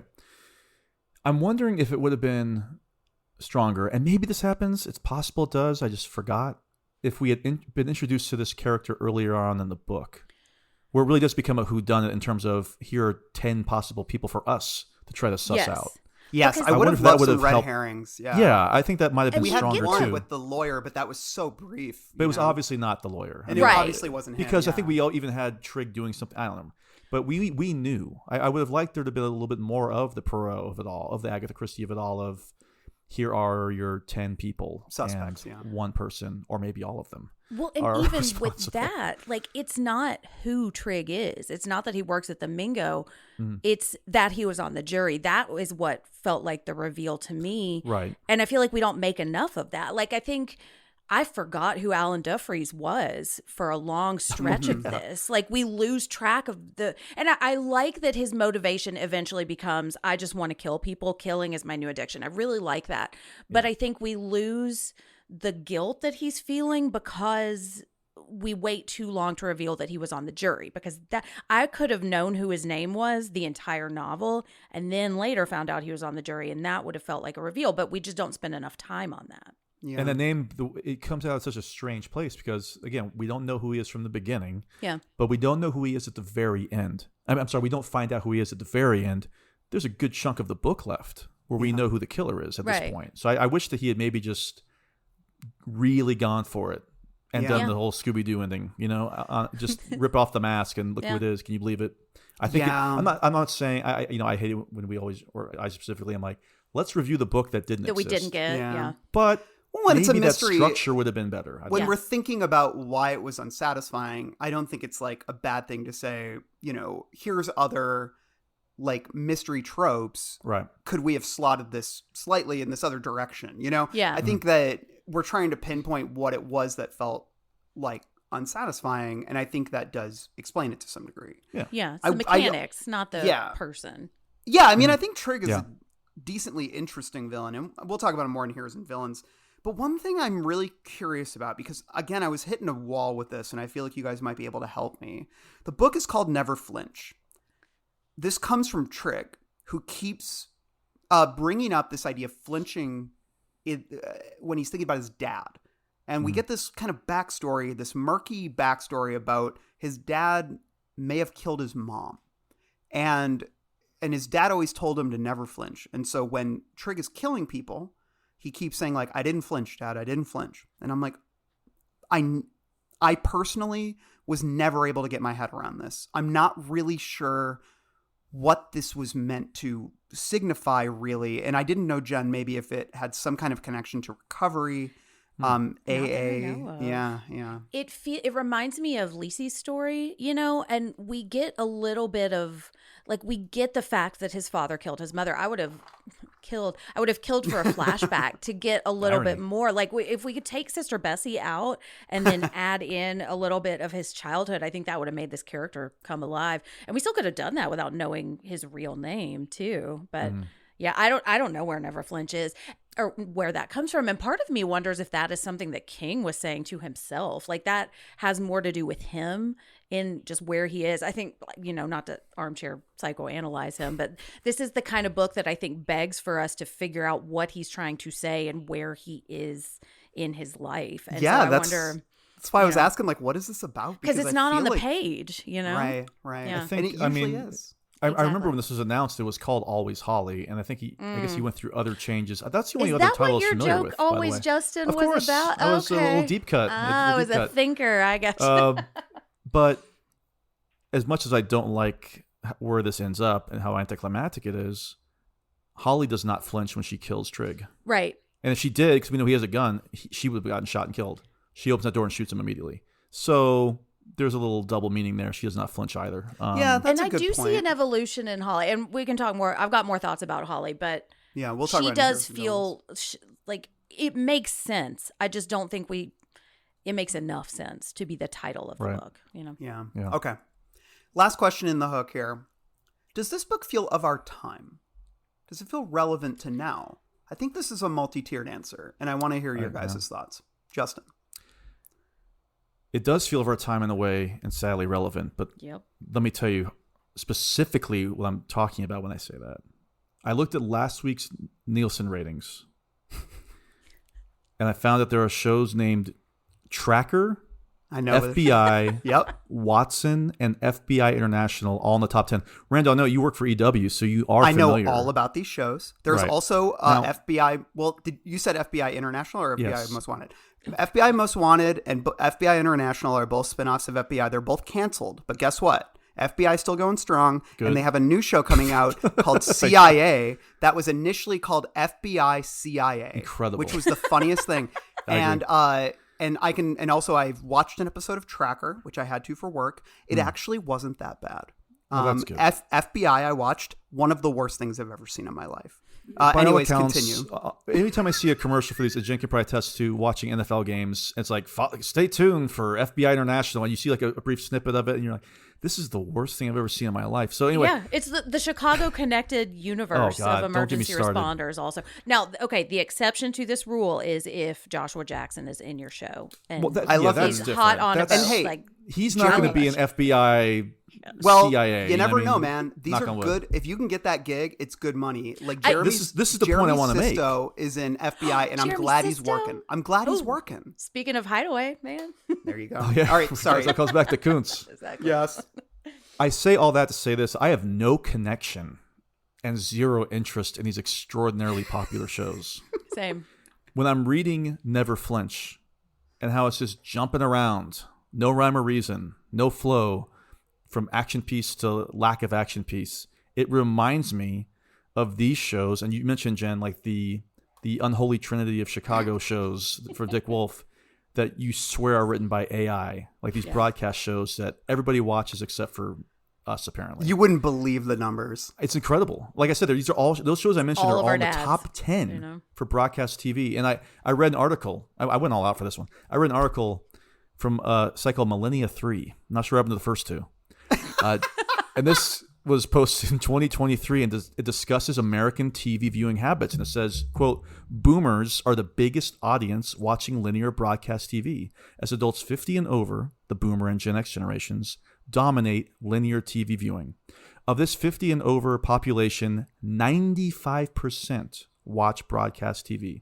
Adults aged 55 and over were 16% more likely than the average adult to watch broadcast TV on a weekly basis. Now, Randall, people can go back for the last 10 years of King books that we've been covering. Randall, you have been clocking King's TV show references Yes, I have. in books over the past decade. So we know he's watching a lot of these shows. This checks out. I've got the To list me- ready for later. So Uh-oh. When I'm reading Never Flinch, and I say this as somebody who did enjoy Holly, Yeah. I did give I gave like a light recommendation. I thought it was a 3 out of 5 noser for me. Never Flinch is like a 2025 Dick Wolf show. yeah, This is not a 1995 semi prestige Law and Order show. This is like a 2025 Dick Wolf show. And what I cannot reconcile, though, I know you haven't read it yet, Randall, but Jen, you have. Why do so many stories and you like it darker land while this like crashes for me? I don't get it. So it's not like he doesn't have it anymore. That's the thing. It's not He's that. still got And it. Yeah. I don't get it. It's not like we've got. This isn't like You Like It Darker was sitting in a. right. Well, even the story he just published in Cemetery Dance that we did a Patreon The episode extra about hour was Freaky as fantastic. shit. Yeah. I don't think it's a short story versus. No, long form. I don't I really either. don't think that's what it is. I just think that he is really focused on what a lot of people, and I mean this without it, I'm being sincere. A lot of people in his demographic love these shows and still watch these shows and are taking in these shows maybe more than other art forms at this point. And so I just don't think I'll ever truly be able to connect to it's not even just the Holly of it all. It's just the mystery genre that he is diving into is Well, and we more know what he CBS watches. linear TV Yeah. than it is Agatha Christie. Like we know what he watches because he references it in all of his books. It's stuff like The Blacklist. It's stuff like CS, Bosch. very No CSI shots and to all of Bosch, its things. Yeah, and no shots to any Which is of also these a Prime shows. show, to be fair. It's not CBS, Like, but yeah, like I'm not saying like any of these shows are bad, but they are procedural crime dramas that are written for, the people that you're saying, Justin. And they're meant to feel comforting. But the thing about King is I've never found, I think what makes him special and different, and even separate from someone like Dean Koontz, is he's never to me been capable of writing what is just essentially a mystery of the week, because he has such a good grasp of theme, of character, of all of these things that even books that are kind of a mystery of the week kind of vibe, they end up feeling bigger. Like I think of something like Later, right? Or Joyland. Those are essentially things that could be a network. Like if you look at the story in some ways, they could be an X-Files episode or, or even Billy Summers. Like these are things that could be like a network procedural, but he has such this like feeling for his characters, such an interest in building out the world of his books. Like you think about Later, like the way that book sort of subtly incorporates some, I don't want to spoil it, some lore from his other books, I think actually in a really interesting way. And it's surprising. Like that book surprised me. And I love that's a key word. It's surprising. Yeah. And then, but this is the first one where I'm like, and I think that's why I asked again, what is this book about? Because it never felt like it took off beyond that. It never transcended the mystery of the week. Yeah. And I mean, I even think about The Colorado Kid, which I loved. And that is about legacy and like passing on knowledge in a small town and changing generations. Like it becomes something more than just a mystery. Well, And even I the think- structure of that book of Colorado Kid speaks to its themes, which is the idea that Exactly. sometimes there are no answers. And that's ballsy in itself, whether you Right. enjoy it or is. not. Well, and that's the thing. He's never, Exactly. it's like he doesn't ever feel afraid to go there. And here, I feel like an attempt to master this type, this format. And for me, it's just like, this is not what you're great at. You're great at scaring the shit out of us, or making us feel uncomfortable, or unsettling us, or like making us cry. Exactly. Yes. And it's not an intelligence thing. It is literally I just think where this is how your brain works. Right. But I mean, even to talk about, like, we end with like Buckeye City PD and Buckeye City Fire, like, it's that simple. Coming soon to CBS. Exactly. Yeah, exactly. Yeah. All we're missing is they go to the hospital, and then we got the pit Buckeye Izzy gets her arm worked on. Exactly. Maybe Noah Wiley shows up, Yeah, I don't know. And I mean, I say that there's a lot that I really liked in this book too. He knows how to write. He is a good writer. And I know I remember a long time ago, I was talking to somebody about Stephen King, and he was talking about how much he loved the Hodges trilogy. And I was like, oh yeah, I remember hearing you talk about that. Yeah, and I just like FBI International top 10 show. I mean, this is That's some the people thing. different strokes for different folks. It's just for me. It does not feel like I'm rereading Carrie right now, and I'm just spending these time with these characters. They're such rich, complicated, challenging characters, and it's just not. Yeah, like I even was like laughing. I'm like, we got this. So we get a new character, right? We have Izzy, but then she gets a new partner, Tom Atta. And I'm like, hey, we got a new guy. Like, do something weird with him. Like, make him kind of a goofball or something. Like, do something. Trig. Or just do anything. Yeah. Like, give him one personality trait. And I'm like, you're Stephen King. This is what you do: is you take a character who's in one scene and you make him pop off the page. And he actually does do that with like I think about like the hitchhiking scene, right? Great little scene. My favorite scene of the whole book, to be honest. And it was like, he can still do that. But then it's like, you get this character and I'm like, why are you afraid to do something with this guy? Like, he's just there. He's just laying there doing nothing. Anyways, I'm ranting. I just want to say, does this book feel of our time?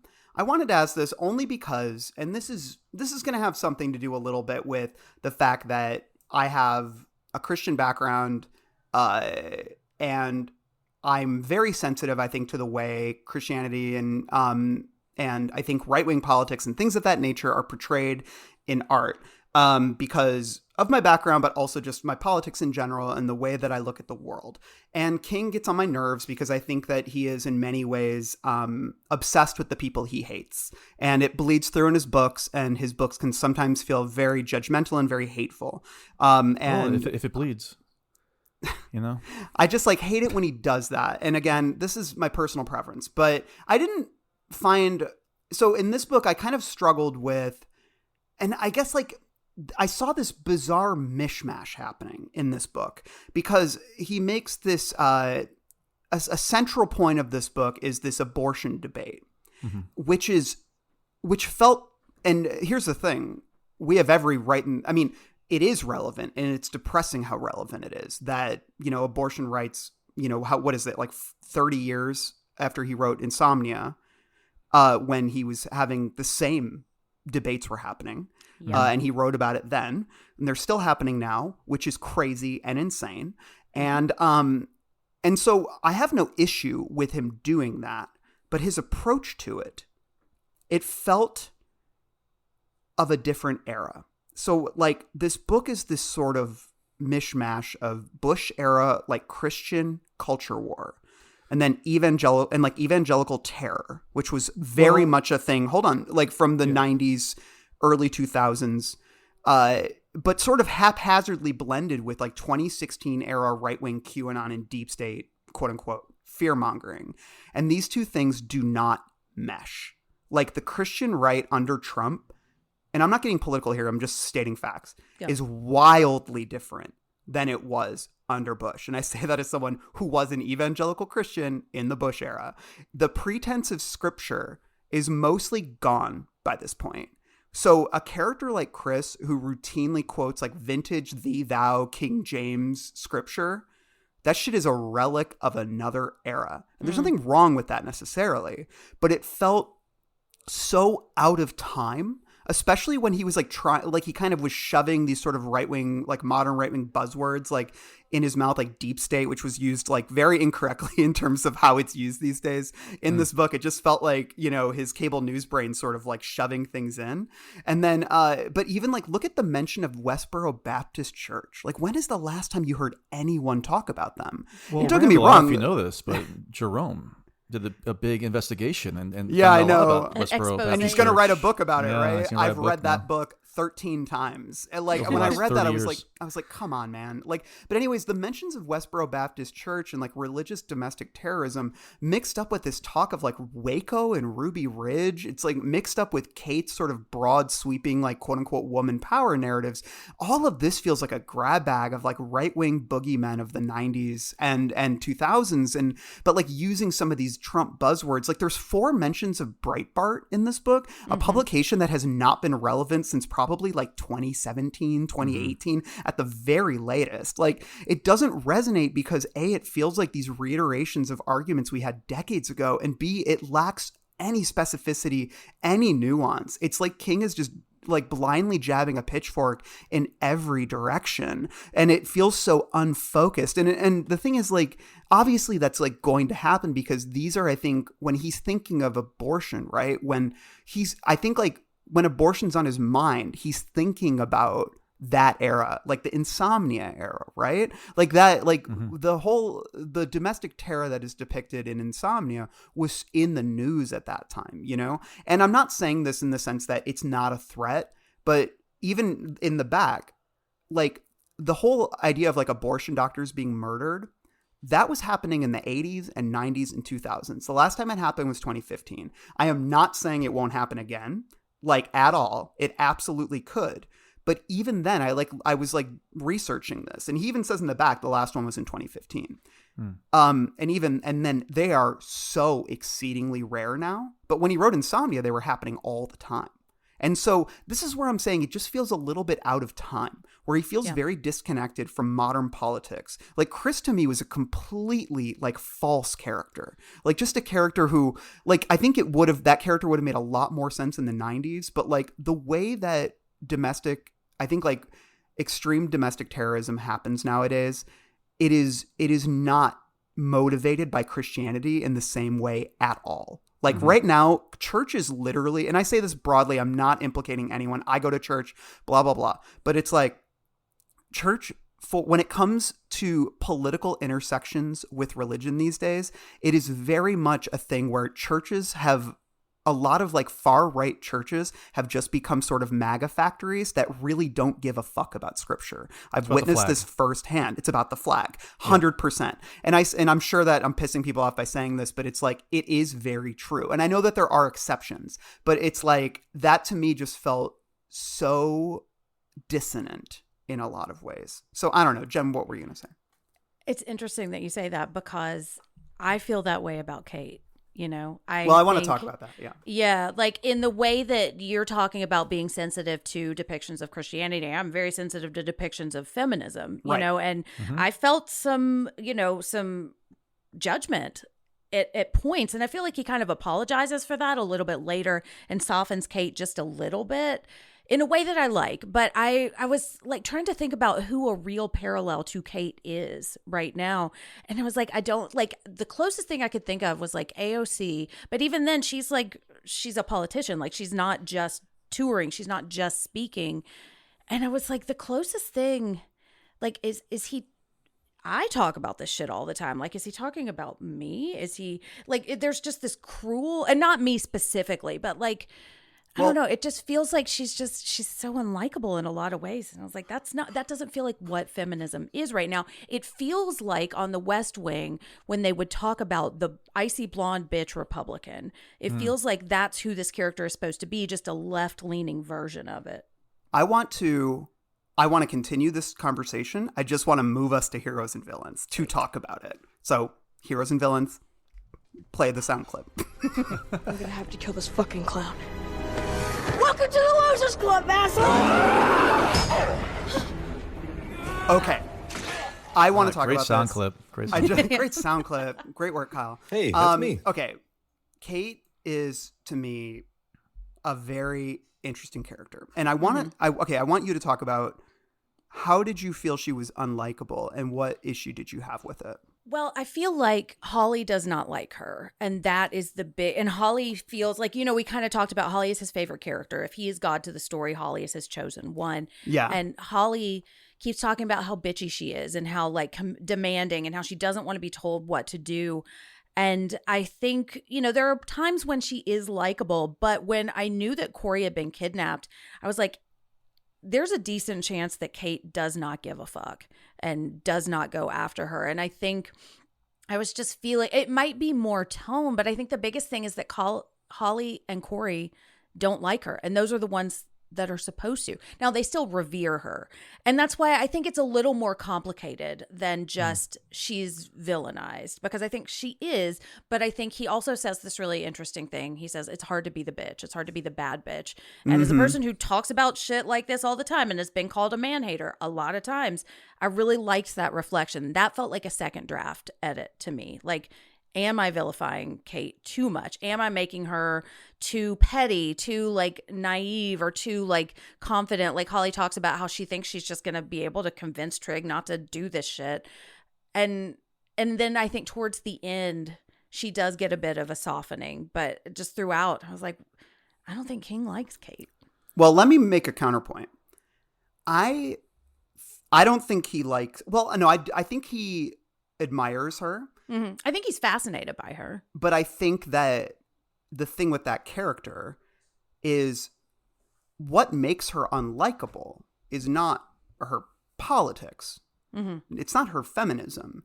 It is her fame.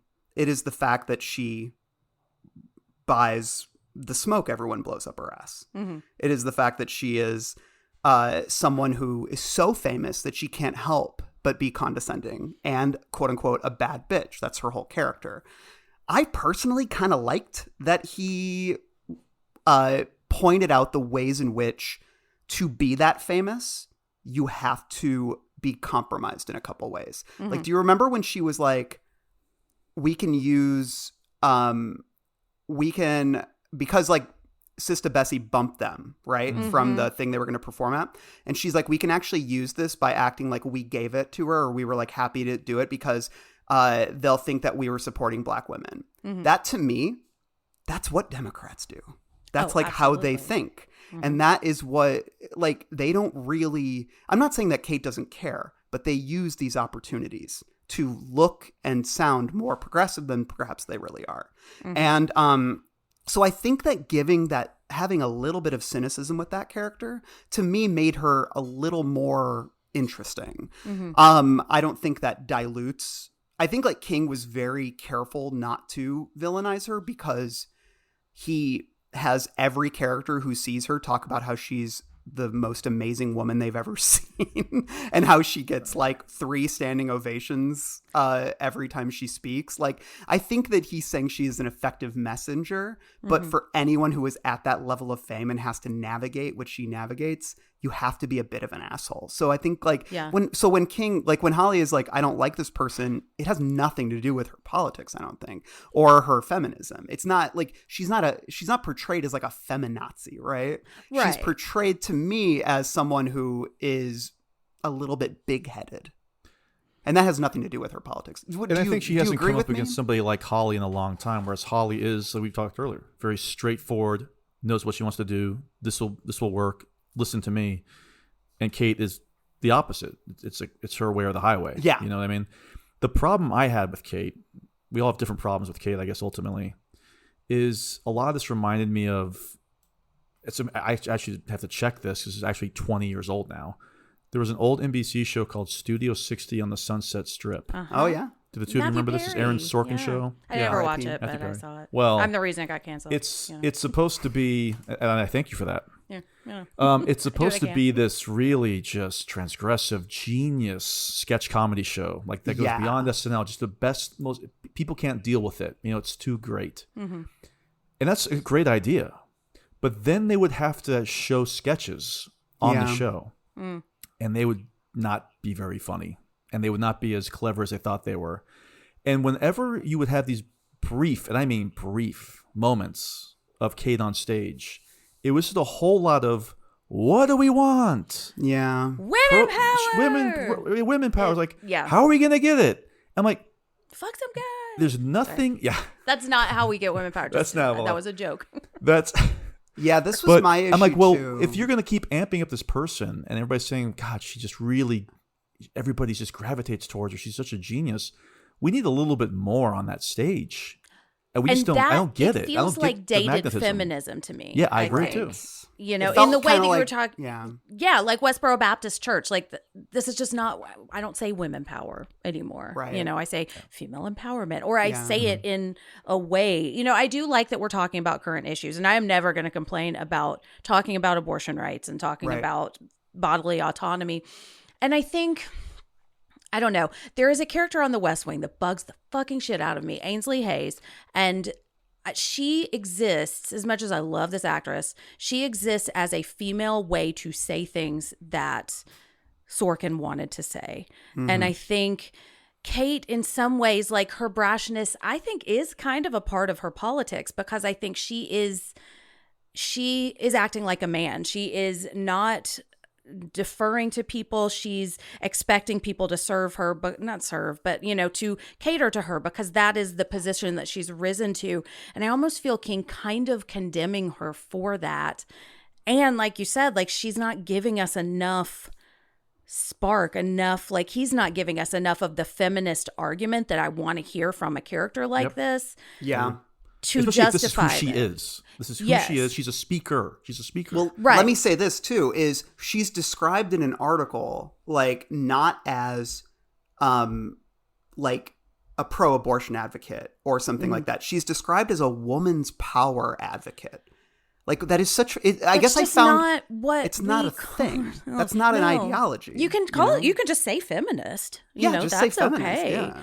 Yeah, and I think what I do really like about Kate, because I think overall I like this character more than I dislike her, and I like the way King treats this character more, and I love the fact that she exists. I like that Corey almost reveres her, even though I don't think she and Corey would ever hang out again after this. Holly doesn't like her, but respects her and respects how hard it is to go out on stage and say all of these things. And I have some passages that I pulled about, like, what that is like. And, you know, I think I love the fact that she is allowed to be a little bit of an asshole, you know, exactly. Yeah. because that doesn't dilute her message at all. Like, she can be an asshole and make good points. And there's even one moment where Trig is like, you make some good points, while he's about to, like, burn her alive. Yeah. Which I thought was interesting. So I think there, and again, like, I wonder if I just kind of felt a little bit attacked by it. And it's hard for me to, like, be objective about this character, you know? Well, I What if, relate like, to that. The dedication was for Jen. Oh my All of God. it. All of it. would have burst into flames, actually. No, For I think it's better or worse. I Trig's guess it's dream like come true. I wouldn't want you to feel that way, because I really don't think his issue is with the things that you believe in, that you share with Kate. I think it's just more that, yeah, I think maybe he is portraying her as kind of an ice queen, and maybe there is like that archetype, like, that may resonate as sexist in some ways. Yeah. Like Ann Coulter, I think, is who kept coming to mind, you know? Like, Maybe like Well, Jan I, Olter or honestly, something. that is actually a really good comparison, because she's basically just like left-wing Ann Coulter. And Right, but the thing yeah. is, I guess, like, here's where what I want to talk about here is I hate this kind of okay, well, that sounded bad because it makes it sound like I hate feminism. That's not true. I hate the kind of politics where the whole point is to pick fights. And Yes. maybe this is necessary in politics, but this whole thing that she does, this come on thing, right? Like, she wants to fight people, and she's constantly talking about Breitbart and what Breitbart is going to write about her and all this other stuff. And she is in this, like, incessant defensive crouch all the time. And the thing is, if you are someone who speaks out on these things, you probably do start to feel that way, because you are being attacked a lot. Yeah. But her whole thing, I think it's portrayed as empowering that she is standing up, fighting with these people, so on and so forth. But what I don't like personally, and again, I totally buy that people would be into that kind of thing, because all politics basically is now is wanting to see people own people you disagree with. Yeah. Own the libs, own the right? Mm-hmm. I hate that shit. It didn't work in 2016. It didn't work in 2024. It doesn't work. Mm-hmm. So I just could not separate this character from the fact that her entire thing is like this smugness that thinks picking fights and calling people stupid is good politics. Like she has this line, or there's this line like, she's ready to rain well-honed ridicule on anyone who dares disagree. And it's like, it's just Ben Shapiro style debate me bro bullshit that accomplishes nothing. Mm-hmm. And like, it reminds me of how King like picks fights with right-wing sickos on the internet who mm-hmm. thrive on this kind of shit. Like they just want to be noticed. Mm-hmm. Like they love when people say, hey, you're sexist, or hey, you're racist or whatever. That's what they thrive on. And I'm not acting like I know what the answer is. I just don't like this kind of shit. Yeah. And that doesn't mean that it's not popular and that Kate wouldn't be popular. But like, I agree with everything she says about abortion. I mean, honestly, right. I wish she said more, because the only thing she gets granular about in any of the times we see her is about abortion, which right. is good. But she never talks about anything else really, like, except for just yelling woman power. And that's where I think I agree with you, where you're talking about this is sort of like a kind of, nascent feminism that doesn't mm-hmm. feel of our time. Like when King was in college, yeah, there probably were women yelling women power. That was revolutionary at that time, I imagine. But like nowadays, the conversation has evolved quite a bit. Yeah. Yeah. And I think you just helped me put my finger on what it is that bugs me about Kate, because I do think it is a misunderstanding of feminism. There is a line where King or Holly thinks she is begging to be assassinated. And like that struck me, and I was thinking, that's a good point. No, she's not. Like, right. Because the thing is, this character, I agree with you. This character is picking fights, and this come on thing. I was like, I can't envision that. That does not feel real to me at all. Because the thing is, we didn't pick this fucking fight. Sorry, now I'm going to just start yelling. Like, no, this is good. We had the rights and they took them away. Right. We were just existing, trying to exist as ourselves. They are assaulting us. They are not believing us. Like, we are not picking the fight. We are trying to stand up for ourselves. That is what feminism is. Feminism is about not being afraid. It's not about bringing the fight to you. Yeah. And so you're not asking to be assassinated. Exactly. I am not asking to be assassinated by saying that women should have the right to abortion, And that's great. And that ties in with what you were saying is sort of your interpretation of the theme, right? Which is like women trying to exist. Exactly. I'm just trying to fucking exist. I don't want to be assassinated for existing because my existence is not political. Yeah. I'm just 100% here. Yes. I think that's a great articulation. Ooh. Sorry. Now, I think that helped clarify the frustration I have. Now, again, I do really like that a character like Kate exists, because we can talk about this, I'm going to take some breaths. Yeah, take some breaths. Justin, what do you want to say? I do agree with everything you're saying. This is what I've been bumping up against since we started this podcast, even on Halloweenies, where you hear about what a movie's about, you hear about what a book is about, but you got to go beyond what it says in the press release.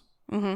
Like, it's wonderful that he's got a character who is a strong feminist, who is talking about major issues, but you have to make it compelling or entertaining or interesting or different. And you have to do something with it. And I feel like for the most part, Kate is not very well defined. Mm-hmm. Another example, and I kind of ran into this even with the early days of Holly, when I found out Holly was in her 50s. I'm not sure how old you thought Kate was, but there's a line, and I clocked it. She says, quote, "When I was a kid, I idolized Avril Lavigne and Rihanna." Yeah, that hit me too. And so was she? She's younger than 30? Us. Just yeah, I thought she was like in her early to mid 30s, like 40s, or honestly, or something like that. I just assumed she was my age. I was confused by that when I was a kid. I idolized Avril Lavigne. Now, to be fair, Rihanna's a true modern pop culture touchstone for King. King always talks about Rihanna. He does. Well, because she's incredible. Yeah, the go-to. Yeah. She had a Super Bowl pregnant. Okay. True. But I just once but again, that would put her in her mid-early 30s, and we have no idea. And I think, I also had a question about Corey. I I think I was seeing her as a parallel to Barbara, and I was like, what race is she? And now it doesn't matter. I think what matters is that we don't know enough about Corey to clock that at all, and that just seems strange to me. Sorry, I'm stunned that she did not get killed. I thought at some point she was absolutely going to get killed. And that's the thing about the Miss Marple thing, is we can't kill anybody anymore. Yeah. You know?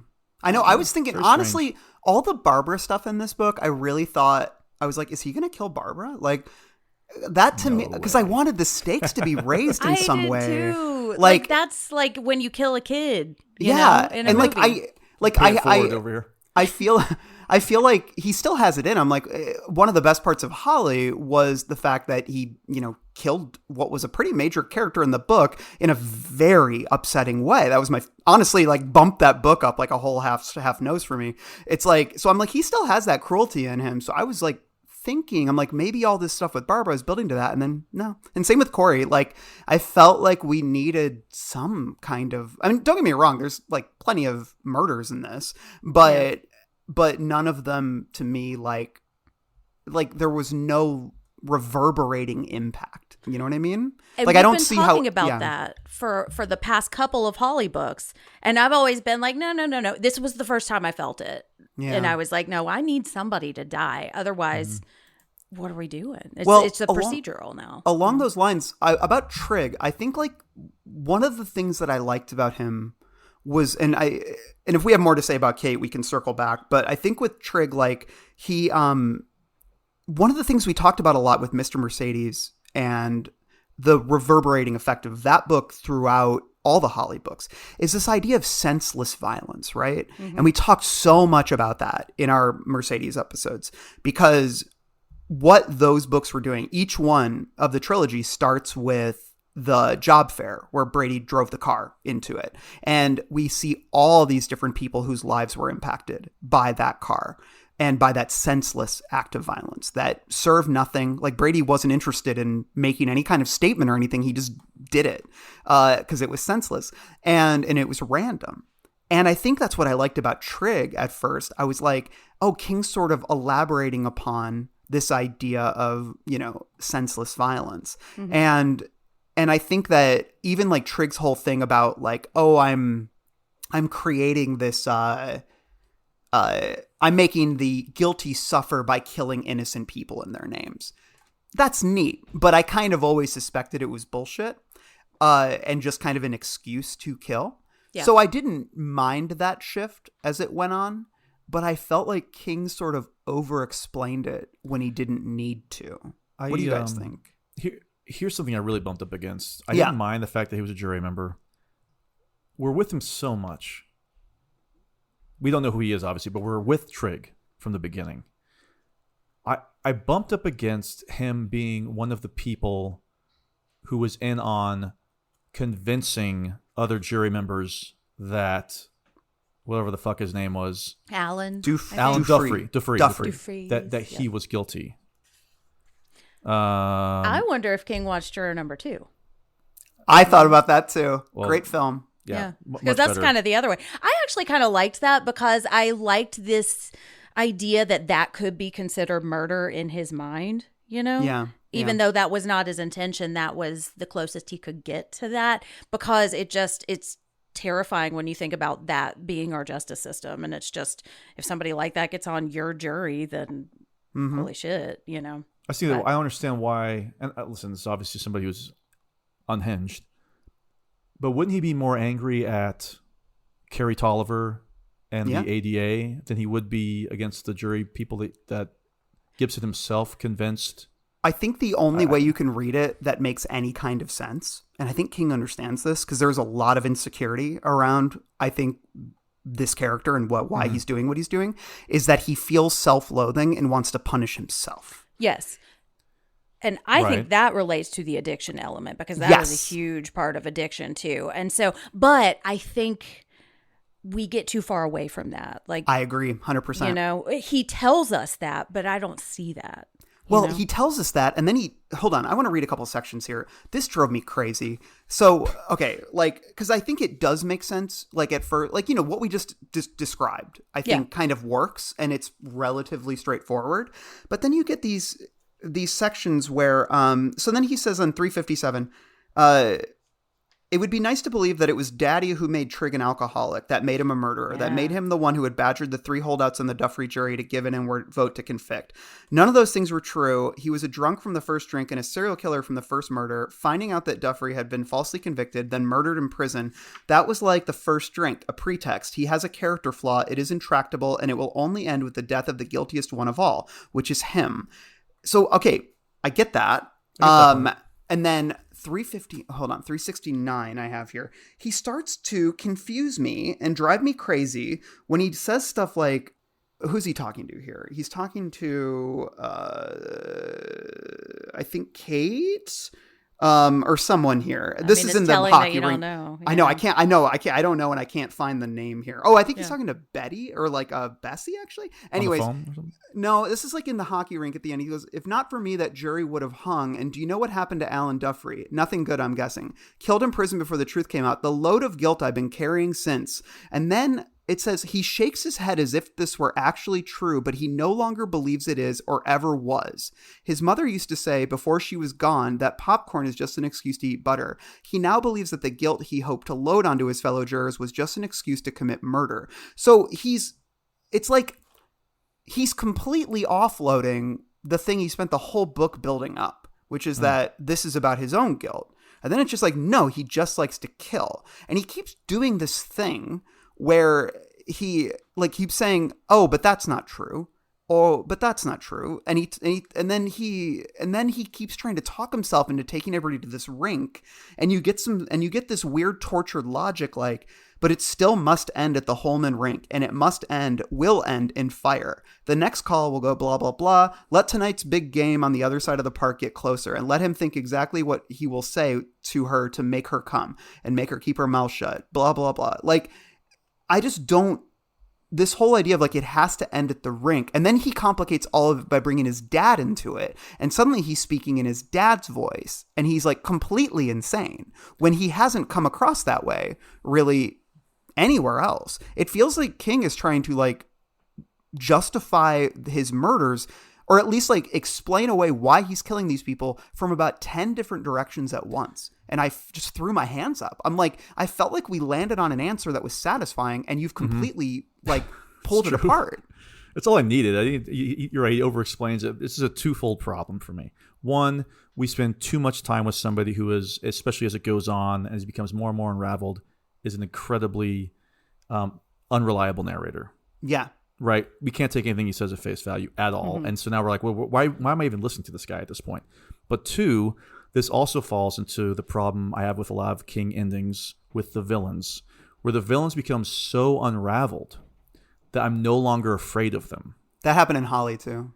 Yeah. And it happens in, you could even argue, happens in It. Definitely happens at the end of Dark Tower. I mean, there's a lot of books where this happens, and it's a problem. And obviously he does get disposed of arguably as easy as any Stephen King villain ever. Yeah. And so, it's just a twofold issue for me too with this character. Just the character who, for me in the beginning, I think one of the first things I texted Jen was like, "Wow, they're really doing this. What an interesting character. I don't know this guy. This is something different." Scary. He said, "Yeah, he's in the woods. He just shoots somebody like that. You kind of miss it because it's so quick. It's so violent. It's so immediate. And then it's just Timothy Olyphant at the end of Scream 2. I mean, it's just I'm not as interested. You know, I think for me."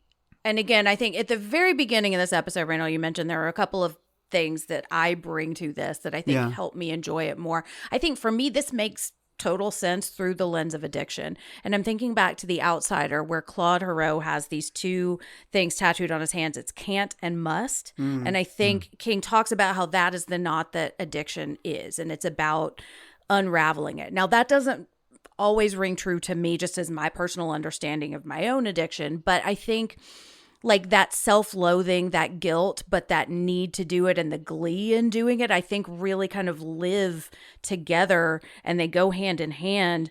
And so that rang true to me because I've experienced it. But I think the problem is I don't think King is making enough sense of it if you haven't experienced it. You know what I mean? Yeah. Yeah, because I definitely felt pretty like in the woods with Trig near the end, because I felt like I had a grasp on it, and then suddenly I didn't, you know? Well, and it's like I'm also thinking about Scream, where it's like we say it's scarier if there is no motive, but we got a motive. You know, it's like we don't trust the audience to go with it, or we want to have it both ways. And I like that because I think both of those things can be true at the same time. There isn't a motive and there is.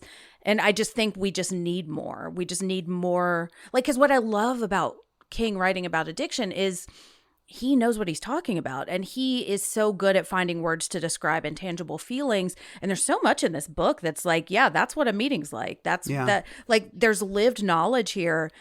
And it's not in this motive. And I think it's that insecurity about this character in general that. Well, speaking to that insecurity, I think that's what drove me nuts too, is Trig just keeps saying like, oh, there's all these holes in my plan.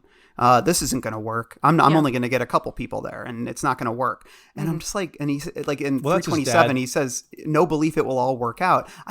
I'm like, stop it. Like, be a confident villain. Well, that's the problem, is right? Because we know his dad has belittled him so much over his whole life, so he can't be a confident villain. But that's how entertaining is that after a point? But honestly, does the dad stuff do anything for you guys? No, it's redundant. I need more of the dad stuff. If we're going to go there, more then or give less. me a flashback. Go there, you know? It's Toomey and fucking Langoliers again. It is Toomey and This Langoliers. really, a lot of stuff just felt like it just really started to feel like been there, done that. Well, I mean, to the point that the climax is like Finders Keepers. You know, it's just women instead of books. I mean, I thought for a second it was going to be at the actual auditorium from Mr. Mercedes. I mean, well, that's really make it full circle. And it's the same auditorium. Yeah. So, okay, cool. Let's talk about Holly a little bit. I don't have too much to say, but I did want to ask you guys, like, did you feel like Holly changes at all throughout this story? Jen? Go for it, Justin. Well, I have one very important note. Oh, okay. I said she has changed. There's a second lunch that she has with Izzy. Mm-hmm. And Izzy notes that Holly is eating inside and coming out of her COVID shell. Oh. Holly says, quote, I'm fully vaccinated, COVID, fly, RSV, shingles. Life has to go on. And I really was like, whoa. That's good. I was kind of like, she's not whoa. elbow bumping. She even mentions that. Yeah. I'll give this to you guys. I think this is good. I think she's also, you know, she's a bodyguard now. No, she doesn't want to be one. Here's the thing that drives me nuts is that she's like, I'm insecure and I'm not great at this. I kind of like that. But then everyone else is like, you're the greatest bodyguard that's ever lived. And because you never flinch, Holly. That's how everyone talks about her. God, I wish it had ended with that line, Jen. If the book had ended with that line, it would go up half a star. And then Izzy just looks at us and winks, you know? I can't find the actual line, but they basically say, if this person had hired Holly, then none of this would have happened. Everyone would still be alive. And then Izzy has the line where she's like, I'm not up to Holly's skills. Like, and like, hold on, 336. Let me see if I can find the quote really quick. But it made me think of that Poochie line from The Simpsons where Homer's like, when Poochie's not on screen, people should be asking, where's Poochie? And like, exactly. I'm honestly like, that's kind of what's happening here. Where like, we never really, like, I was excited to spend more time with Izzy. I'm like, okay, cool, new character. Yeah. Do something with this character. And she does get a couple good moments. Like, but by and large, when Izzy's on page, she's thinking or talking about Holly. And it's this fails the Hollydale test. Izzy can't exist without Holly. It's just like, do your job, dude. Yeah. Like, do your job. Like, stop acting like this woman who has no professional training is better than you. Here it is. She may not be up to Holly Gibney's deductive skills. Knows it, actually. But she also knows she's better than Tom Atta and most of the others in the detective squad. So what? Like, Holly's better than everybody on the detective squad? What the fuck? Like, can you give this woman like one flaw that isn't just her insecurity? Like, why does she have to be good at everything? And this carries over to Jerome and it carries over to Barbara. These are not real characters. She is adamant about being the best she can be. I don't know if either of you remember this, and this is not a joke, folks. She does check out, quote, essentials for bodyguards. She does. As guidance before she starts to work for Kate. I'm not sure she's if you caught that. She's also always... No, I saw that. And she's always talking about shit. Like, not only her, but like Izzy and other people who should know better. They're always talking about what they've seen on TV. Like, oh, on CSI they do this, on Law and Order they do this, and I'm like, this is the TV brain coming out. Like, stop it. Not all people are like this. Like, not all people view like crime and investigation or whatever through the prism of television. Like, it's fine when one character does it, but it's like every character talks that way, and it's like, come on, man. Anyways, I'm getting annoyed. I do bring up Stephen King like every day. Well, that's because we host a podcast about him, and he's in our minds all the time. Occupational hazard. Okay, I do. Is he hosted the Holly podcast? You know what I mean? I would understand. Is he? That's the next book, Justin. You say that. The Holly Club. The Holly Club. Okay. Okay. A Gibney podcast. Oh, no, it'd be called Holly Hope, a Holly Gibney podcast. Oh. Boopy Doopy is the Patreon. 1 star on iTunes. I do see growth for Holly here, even though we don't get a whole lot of it. I think, one, we find out she looks like Flo, the insurance lady. But two, it only took 10 years. I know, exactly. But for us to get a physical description. I think the bodyguard thing, and when I look at Holly's trajectory, like her arc is learning to trust herself. And I think she has taken over Finders Keepers. Pete Huntley is gone. So this is an evolution because now she is not just responsible for catching dogs or for like finding or for like working with clients or giving Jerome work. Now she is responsible for a human being's life. And I do think that is an evolution. Now, do I think that's enough? Do I care that much about that?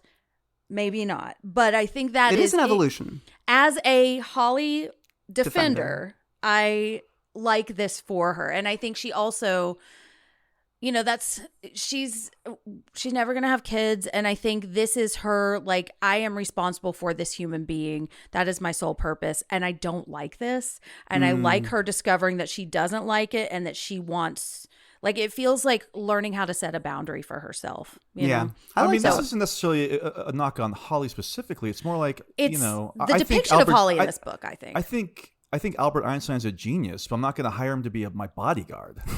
Right. Well, because he flinches famously. He does flinch. We saw in Oppenheimer he flinched by that lake. Yes, but we did. The greatest I just don't. I keep bumping up against, why would you hire her to be your bodyguard, not just hire her to investigate what's going on, and then also hire, you know, a professional bodyguard? Especially, this happens after the physical attack. Yes. On Carrie. So this is not just like notes. This is like a physical attack has taken place. You know that you're in physical danger now. Mm-hmm. Why are you hiring this quote unquote frail person to defend your person? And I think that we could get there. Like, I can bring my enjoyment of Holly and make that work for myself, but I don't think it's on the page. I don't think King does enough work to get us there. Yeah. She could have done like a workout like Drago in Rocky IV, where she's getting like shot up with steroids, so she's on the treadmill. You know? She's training in Siberia. You know, Chrissy's on top of a mountain screaming, Holly! Alas. Okay, I want to keep the episode moving. So, is there any other characters you want to talk about? Jen, what do you got? I don't have much to say, but I was convinced that either Holly or Jerome was going to fuck this John Ackerley dude. I was like, both of them like him a lot. And there's a lot of romantic tension there. Always Holly? Well, see, Always Holly. Here's something about Holly that I would love. I'd love, like, a romantic storyline, if I'm being honest. Like, King he's not always good at writing them. We have a whole section called Pound Cake. But he is very good, I think, at bringing out character through desire or or romantic tension, things of that nature. It doesn't always have to be consummated. Like, I think we make fun of Mr. Mercedes a lot for, like, because the sex scene is so kind of ghoulish and grotesque in that. When it's sort of depicted as it's supposed to be hot. But the romantic tension between him and that character, Hodges and that character, I think still works. I just don't think it needed to, like, be consummated necessarily. Yeah. But maybe I'm just a prude. I don't know. But but anyways, I'm like very Gen Z over here. I know, right? No I'm sex. Like, no sex scenes. In my art. For skittish, yeah. No, you know I love it. You know I love watching some disgusting people fucking. But Mr. Mercedes. You were all over that. Well, except Brendan for that Gleeson one. Scene. Well, I like it on the show because Brendan Gleeson, he's got the goods. But elevating a character, that's a whole other story. I know. Okay, but I think, like, it would go so far if, like, Holly had feelings for someone that weren't longing for like Bill being a father figure or Jerome and Barbara being her children or whatever. Like I feel as if I want to see another shade to her. She's never in any of these books had any sort of romantic feelings for any other character. And I'm like, give her something. And like there is that line where she goes to a website called like Passionate Kisses or something. Oh yeah. And I just which wrote, I was singing that song. I wrote square in all caps in my book. I I'm like, got come early on. vibes that something might happen with Carrie. I was thinking that, and I was thinking maybe with Izzy too. Yes. And I agree with you. But okay. then she says she had I've never had been any... attracted to a woman. Exactly. I wonder so if that kind was of a second squashed draft it. rewrite too. Wait, Carrie. Right. Corey, you mean? Corey's I'm sorry. like a child. Look, there's fucking Carrie, Corey, Chris, Chrissy. I mean, there's so many C's in this fucking thing. This is like Drogan, Dorgan, Borgan, Lorgan. King says Holly's in her early 60s. Hey, you're that's age why- I We're don't not know going what's to have happening age anymore. gap discourse. I don't even know what's Yeah. happening. I don't know how old Okay. anybody is in this story. On The Outsider, she gets a love interest with my Queen Cynthia Erivo on the TV show. The TV And Mr. show. Mercedes. And a on TV the show. Mr. Mercedes TV show, Yes. Holly goes on a date, and it was like literally one of my favorite scenes of that whole series. Because I'm Or like, yes. I would, yeah, or say she's asexual, because I could also see that making a lot of sense for Holly too. Yeah, but And that's if not that interesting could be, to read. Well, unless she's like struggling with it or something. You I know? guess. true, yes. Asexuals, I'm sorry. I support your right to do whatever you want, but that shit's boring, man. Well, yeah, Like- because it's not. That's the thing. We just live in this gray area where, Gray sexual. and so I'm like, well, who's gonna? Oh, maybe. Another definition. I mean, like, it's So- fine, but do I want it in my fiction? Not particularly. But I see what you're saying, Jen, Yeah. and that's fine. But Like, I'm just like, I need we're another 7 shade. books in. We're 7 We books need- in.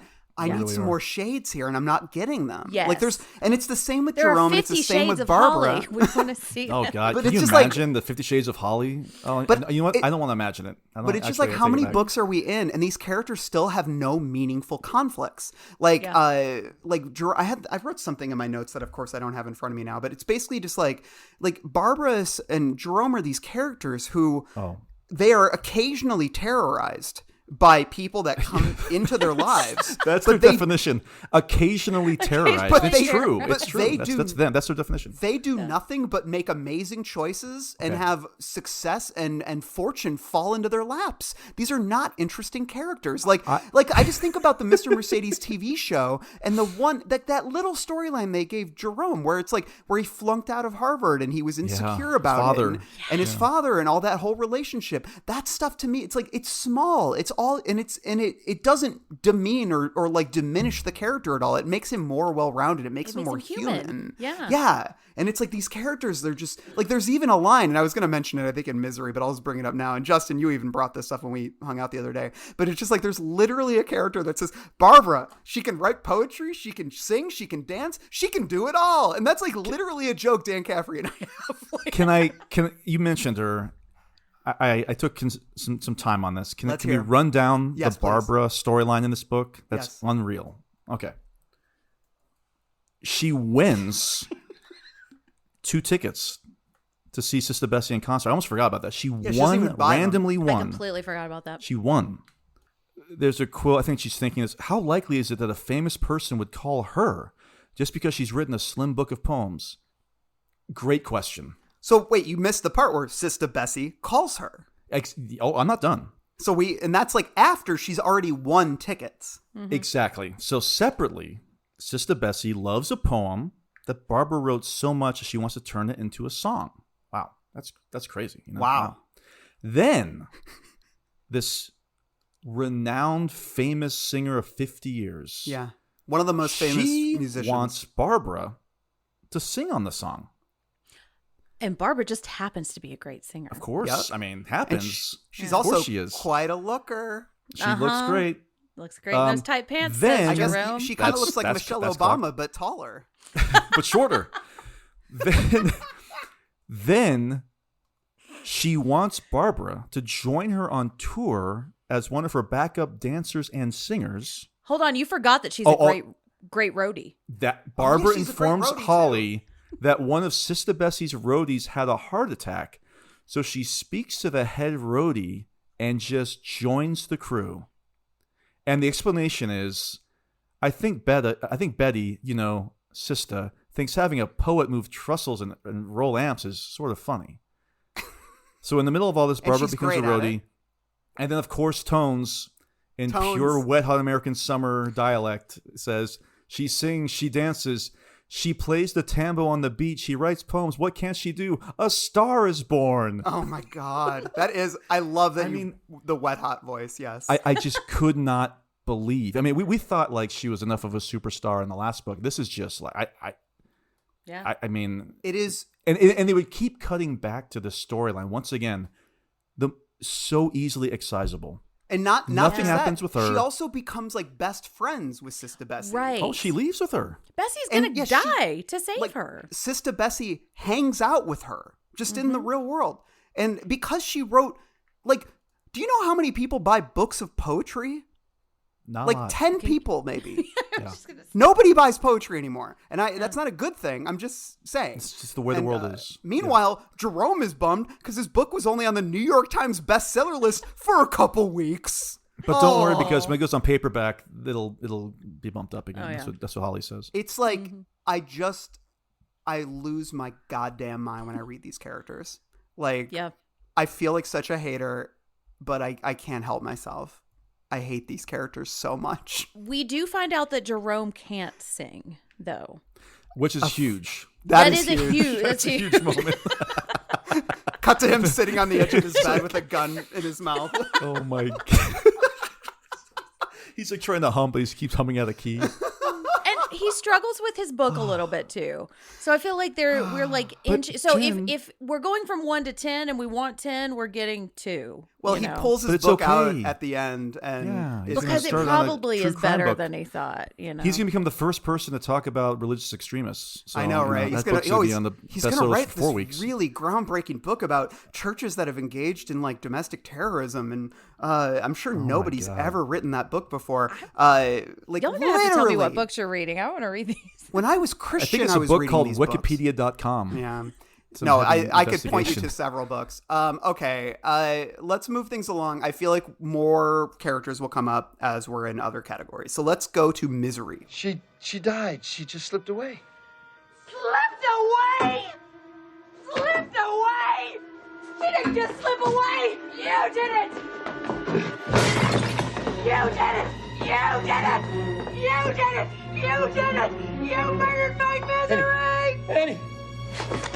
In Misery, we talk about the shit we hated. It made me miserable. Of course, we got some poopies. Holly doesn't swear, so she says poopy. I counted 8 poopies. They were all. That's growth too. They were all fairly. Yeah, it's like every time I go to the bathroom, I make 8 poopies. So there was a poopy as early as page 14. I'm not going to read all of them. I wrote worst poopy next to one, so I'm going to bring that one up. But the first one we get, Holly is in her office filling out insurance forms. She sees the futility of hating big insurance companies, but they are definitely on her poopy list. And that is capital P, capital L.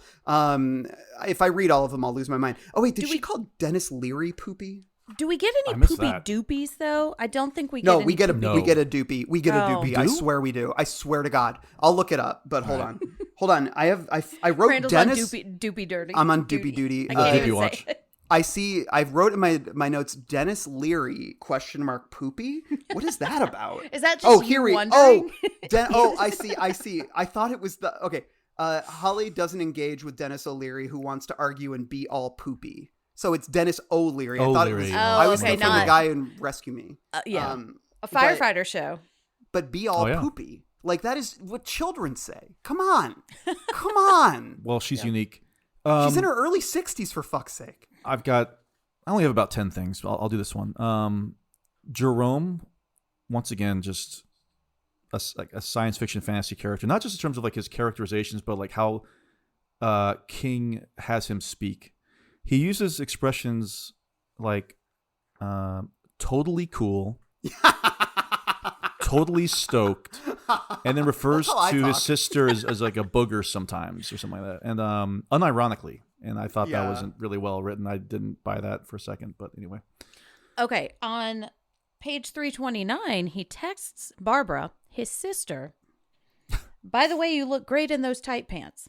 Oh, yeah, that's right. I did not like that. Yeah, that's bizarre. That was weird. You look better than a booger in those tight pants. Page 240. Of course he did. Of course she did, Holly says. Insurance companies are so poopy.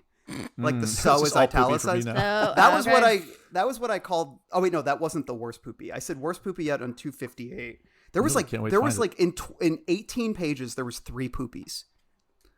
I'm It's losing my wild. mind. I mean, it's basically every 27 diarrhea. pages there's a poopy. Yeah. Okay, I got Go one ahead, here. Justin. Yeah. This is a genuine question. Maybe I've just lived, my whole life I've basically lived in Phoenix, Orlando, Charlotte, Chicago. So my question is, how small of a town or city do they live in where Trigg's dentist can clock an infected tooth and offer to repair it right away? Am I just big town?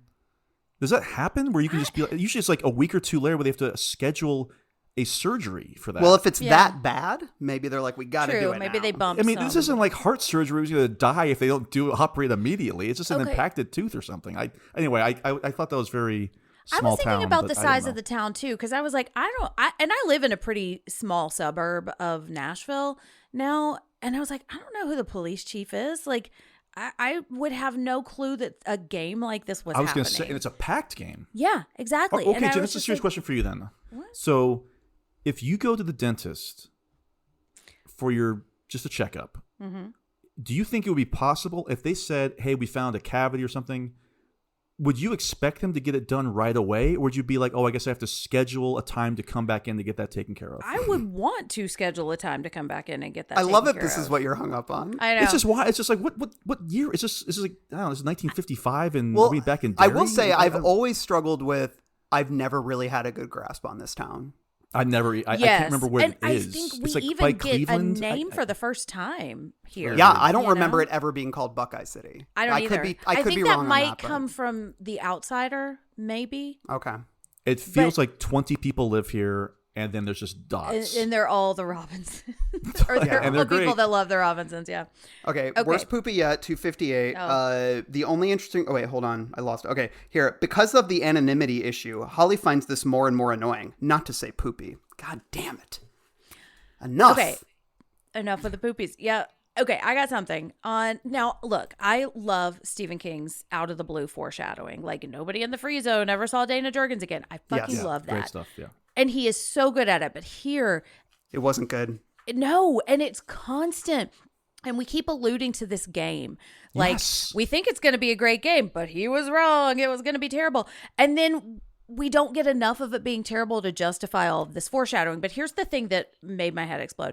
On page 331, he says to Izzy, looks like you're out of luck. And then he says, this turns out to be so true, boo. I was like, are you talking to me? Yeah. Excuse That me. was...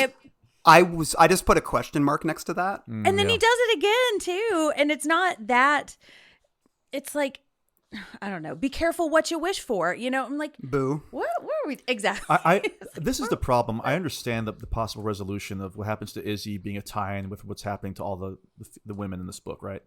But like you said, there is so much foreshadowing about this fucking softball game that you think there's gonna be an explosion or there's gonna be people assassinated. And or then there's like something, a and it's fight not. that breaks out. There's And a fight. He And it's can barely do discussed. exciting fights. Yeah. We've seen him do that. Give me some carnage. There's just you a know? good old-fashioned brawl, and that's Exactly. and by the way, that brawl has absolutely nothing to do. It has with nothing what's to do, happening at and the there's rink. like There's no nothing casualties, there. no All right, so that's all the reverberations. story. I did have the why didn't the police figure out the jury names on the notes for Holly, but I did write this was on top of what you were saying about the whole right wing Chrissy situation. Mm-hmm. I wrote, and this has to do with Trig. And this comes out of nowhere. It says, of course Trig listens to the Glenn Beck show. Yeah, like that's Like, just what? like do Who was all of his bad characters like have That's what like I'm you just saying. got to throw in that they're right wing too. Like there's nobody Yeah. to be like, well, Trig loves to watch Jimmy Fallon at 11:30. You know, I mean, God forbid he says that. You know, See, but, I yeah. would distrust that person more than the person listening to Glenn Beck. Well, because that person stands Their for nothing. villainy is on the inside. That person's bad faith. Here's a line that really made me scratch my head. Hmm. So when Grinstead, the lawyer, like when he gets outed in front of his wife for being a cheater or whatever, that whole scene, Izzy's just watching. And so they're in the middle of fighting, like about his infidelity. And then it says, Grinstead, like he says, Grinstead doesn't seem to know how to finish, but at least Izzy now knows Mrs. Grinstead's first name. Her first thought is, she looks too thin and too disappointed to be an Aaron. I thought that too. I've got a couple of friends named Aaron. What and I the was like, fuck does that mean? What? Like, I don't a get it. very, like, I mean, obviously we've talked a lot about the way he thin and too disappointed. the way he fat shames in his books, and there's some plenty of that here. But in that one, I'm like, not only is that like, it doesn't add to anything, it doesn't create a character, it doesn't create a visual, it is just Izzy being like an asshole for no reason. And I mean, I don't mind characters being an asshole for no reason, but I really don't see the purpose of this line in any way, shape, or form. Maybe like Tabitha's friend is. Maybe they have someone they hate named Aaron. It's like, Tabby, I mentioned that dumbass friend of yours. Yeah. Or Tabby asked him to put that in. That's draft too. It could be better. Put in a jab at that bitch Aaron down the street. Okay. Sorry. Well, I've got one more. It's a little bit big, like not a long conversation, but let's hear it. We got to talk about Chris and Yeah. Chrissy. Interesting. Because, and I don't have a ton to say about this, but this is just, I do not like this. I was so interested. dated. Yeah, well, that's the thing. It feels very dated. Because like when it first popped up, I was kind of excited because I was like, okay, this is something that could potentially be transgressive or interesting. Yes, and King can do this well. He But- doesn't, though. But it didn't go anywhere, and I'm not sure what the point of it was. I mean, maybe it was just like exploring broader themes of gender, like what kind of stuff you were talking about earlier, Jen. Right, I don't but know we how it ties in. But Like, we don't go there. He even acknowledges this is not Chris feeling like they were Right. born a woman. This is Right. He not is not that a at all. trans This is- character. Exactly. Yeah. This is something else. I did message Justin Which is and a say, fine line. I'm a little nervous that he's going to use this storyline to like comment on transgender issues, and I'm like, I He really doesn't. don't need Yeah, him to he do that. doesn't. I wonder if that's thank- why he just killed this character. 'Cause he was Maybe. like, I can't He's got have nothing them left. around Well, that was so anymore. disappointing and for me, also 'cause we just also killing forgot to him mention off, that yeah. Chrissy is wearing a Kamala-like pantsuit. Yeah. Did you catch that? Yeah, a Interesting couple of decision. times. I was Yeah. like, all right, Um, all right. Oh, at one event in Chicago, Kate wears both a Cubs hat and a White Sox jersey. That's ridiculous. She should get booed out of the city for doing She would that. get booed out from both sides. Would be That would be Yeah. like me wearing a Vanderbilt hat and a UT shirt for people Yeah. that don't live in Chicago. or like a MAGA hat. And a Kamala suit, right? Kamala. Wait, that makes me think that the Cubs are MAGA. No, that doesn't work. Whenever anybody from out of town shows up wearing like a Cubs hat or something, unless you're like known like Bill Murray or someone who's like Right. who genuinely goes to Cubs games, or like Eddie Vedder or whatever. But like Or Justin that Bieber. that to me is literally just like Trump holding up a Bible and being like, "You idiots love this shit, don't you?" You know, it's just like don't condescend to me, like don't pretend, don't bullshit me. I got some more. I can run through. All right, run through. How about this? Run through them like poopies, like Holly and Poopy. Did you I know? could read all the poopies, but Did I'm you not gonna. clock what Sister Bessie's real last name is? No. Oh, It's Brady. no. I did. Yes. And I thought, King's why Dominion? do this, or at least have one of the Finders Keepers comment on it? Nobody comments on it. Oh, that's Really actually that reminded me of one more that I had. There was something a little like you called this book messy in the beginning, Jen, and I agree with that wholeheartedly. But this book is more than just messy in terms of its plotting. It also feels like it could have used another pass by the editors, because there is two different characters that the cops talk to who find a dead body and then promptly, unprompted, tell the cops that they're going to go take a Xanax. Like, don't get me wrong. Catch that. If I found a dead body, I'd probably go take a Xanax too. But two characters, like the one at the motel at the beginning and then one more later on, they're like, "Oh, I was like out here sweeping the floor and then I found the dead bodies and I'm going to go take that Xanax I've got sitting in my soap dish at home." You know, it's like, but two different characters do it. And I'm just kind of like it just feels like he had that idea and then he did it again because he forgot he did it earlier And they and didn't nobody catch it. caught it. And Yeah. it's just two characters saying the exact same thing. Anyways, that's all. Or it's just like White Lotus lorazepam, you know. At least it was the same person over and over again. That's true. What if it was just two people who had the same drug problem? No. It was two different people. No, I'm Like, saying it for was- White Lotus. Oh, for White Lotus. Oh. That would have been just like it's happening in this book. Like it's the same. Like it gets a little redundant. Okay, so this is very much like when Barbara's having that. I can't believe Sister Bessie would think about somebody who wrote a book of poetry, whatever. Excuse me. Corey at the end says, quote, I'm sorry, this is what she's thinking, quote, could almost believe she's having a terribly vivid nightmare, because how likely is it that she should be drugged and taken prisoner by one obviously crazy man, only to be confronted by another? Yeah, great question, Corey.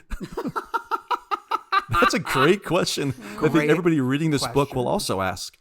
I mentioned this earlier, but, the word gun is replaced with GOAN. But I think, Oh, yeah, that's like a little bit of another era. It's another era. Yeah. We can just assume she's Southern and she's going to say things a certain way. That's old. Stated. Okay, I've got TV shows. Go ahead. Here's all the TV shows mentioned. Not as much as previous books, but I will say, here's what we got. CSI, The Prisoner, Law & Order, Antique Roadshow. I think that was like a new one. Masterpiece Theater, Law & Order again, Handmaid's Tale, CSI again. So, yeah. Here's my flaw with the... if you're singing the theme song, you're singing the theme song to CSI Miami, okay? Yeah. Not CSI regular. Yeah. Everyone knows that. Oh, yeah. Duh, yeah. I've edited that song into so many podcasts. Okay, I've got one. Okay. On the very last page. On the day Holly and Izzy have their lunch at Dingley Park, on his way back to his room, nothing on his mind but the baby Ruth in his pocket. Jerry stops outside the door. Someone inside says, "Lo, where'd you bury her, Daddy?" Heart beating so hard it thrums in his scrawny neck, Jerry goes into his cubbyhole-sized room, which is empty. Only the ceramic horse on his desk, staring at him. God help us all. This is the ending of ending of Fire and Keepers again. Exactly. And I'm like, I was like, are you really going to do this? Are you really going to do a ghost story with Trigg doing whatever the fuck? If you're going to do that, give it to me in this book. I was wondering, I would like that. I was wondering if it was kind of what they do in horror movies that they don't know how to end, or they just kind of like have like a jump scare at the final at the very final moment, which is such like a, we don't know how to end this. I almost feel like that maybe was, I don't really feel like he's going to bring Trigg back. If he did, it would be like, I kind of want to see him try, It would be interesting maybe, but like he already did this. No. We know what happened. We did this with end of... Well, we're getting another Holly book. I would rather have another Holly book where she's now become a basketball player and is trying to coach a team or something like that. She's going to become president. Trigg, like in the possessing fucking a janitor Wendy's books, who's now killing people. And it's actually Trigg, and they have to figure it out. It's like, hey, remember when that happened with Brady? And then they're like, wait, Brady who? Are you talking about Brady Hartsfield or Sister Bessie? Which Brady are you talking Sister about? Bessie? Her last name's Brady. But Holly is the only one that can figure it out. She's the only one who figures it out. And even Sister Bessie's like, oh my God, you're right. This is kind of an aside, but when I was thinking about like all the easy ways that you could like do something or like really challenge Holly in some way, like what if, like I was just thinking about like Hodges is such a big figure in this. You'd think that in some way his legacy or some residual thing with him would come back into her life in some way. Like what if like somebody from Hodges, a dark figure from Hodges' past came back or something? I don't know. There's like so much drama that could be interesting there. Or like what if she finds out like Hodges did something really problematic in his life. Like maybe he fucked with a case and it like has to fuck with the fact that she worshipped him, I don't feel like at this point in his career, King would slaughter his lambs like that. But I do think it could be really interesting. Like, especially if you want. What it's all building up to. I would be into that. Like I'm always open-minded. Here's the thing. Is Holly going to be in Talisman 3, do you think? God, listen, Jen, if she is, I'm jumping off a bridge. This is the second time that you've proffered that. Yeah, you keep bringing this up, and you are no, I take it back. I was the one that brought it up the first time, so now you've brought it up the second time, and now I'm afraid that somebody out there in the world is going to say it out loud like Beetlejuice. And she's going to come popping up into that tent. So here's the thing: have we confirmed that we're getting another Holly book? Yeah, he said that. Yes, he did. But I thought when he said coming soon, I thought that he might have just been alluding to the release of this book that was coming soon. I feel like I read him say that there was one more after this book, and honestly, he loves this character too much that he's not just going to end his Holly series with the way this book ends. Yeah, he's going to give her some kind of send off. His last book will be a Holly book. Yeah, probably. So, anyways, all right. I have one last thing. Okay. So the kidnapping is referred to as Barbara's quote-unquote second close call with death after the events of If It Bleeds, but What about End of Watch when she's kind of possessed by that fish video game and almost walks into traffic? Oh, Doesn't that happen to her? That's her first brush with death. Yeah, That's and her first also, brush. isn't she also at the auditorium at the concert? She is. When Bray's about to blow. So it's really Fourth brush. Okay, close well, calls and with also, I've got... See, people just keep terrorizing her. She's not Robin asking Firth. She's for this. occasionally terrorized. Robin Firth gets thanked at the beginning of this. Where were you for the Brady coincidence? And where were you for all this hot Barbara 4 close calls with death? Robin Firth, God bless you for all your We're Dark just Tower kidding. work. Anyway, just kidding around. Look, on page 432, they don't refer to the other one by his name, Chet Ondowski, but simply as the outsider. Chet Ondowski is If It Bleeds, Yes. not the outsider. But wasn't it the same creature? It was like the same. It was the same kind of creature, but that feels sloppy to me. I'm like, a little bit. That's not. Okay. And it maybe just kind of points to maybe what is more damning about that is that Chet Ondowski and the outsider are the same story. Yeah, basically. That's true. But you know the good thing about If It Bleeds is, and which is a novella. I like do If enjoy. It Bleeds a lot. I think If it was a novel, maybe I wouldn't enjoy it so much. But it was a novella, so I thought it got away with a little bit more. Agree. In that regard, you know what I mean? Yeah. Okay. Word processor, the god. And we're gonna make a new rule. Whenever I'm in here, you hear me typing. Whether you don't hear me typing, what the fuck you hear me doing in here, when I'm in here, that means that I am working. That means don't come in. Now, do you think you can handle that? Yeah. Fine. Why don't you start right now and get the fuck out of here? All right. Here in Word Processor of the Gods, we talk about passages we liked. I'm going to be honest, I don't have very many. I've got quite a few. Or not quite a few, but I've got some. Jen, kick us off. All right. Okay, so on page 61, he goes downstairs to the church basement where folding chairs have been set up and the ever-present urn of coffee is chuffing out its pleasant aroma. His upbeat mood holds through the reading of the AA preamble and how it works.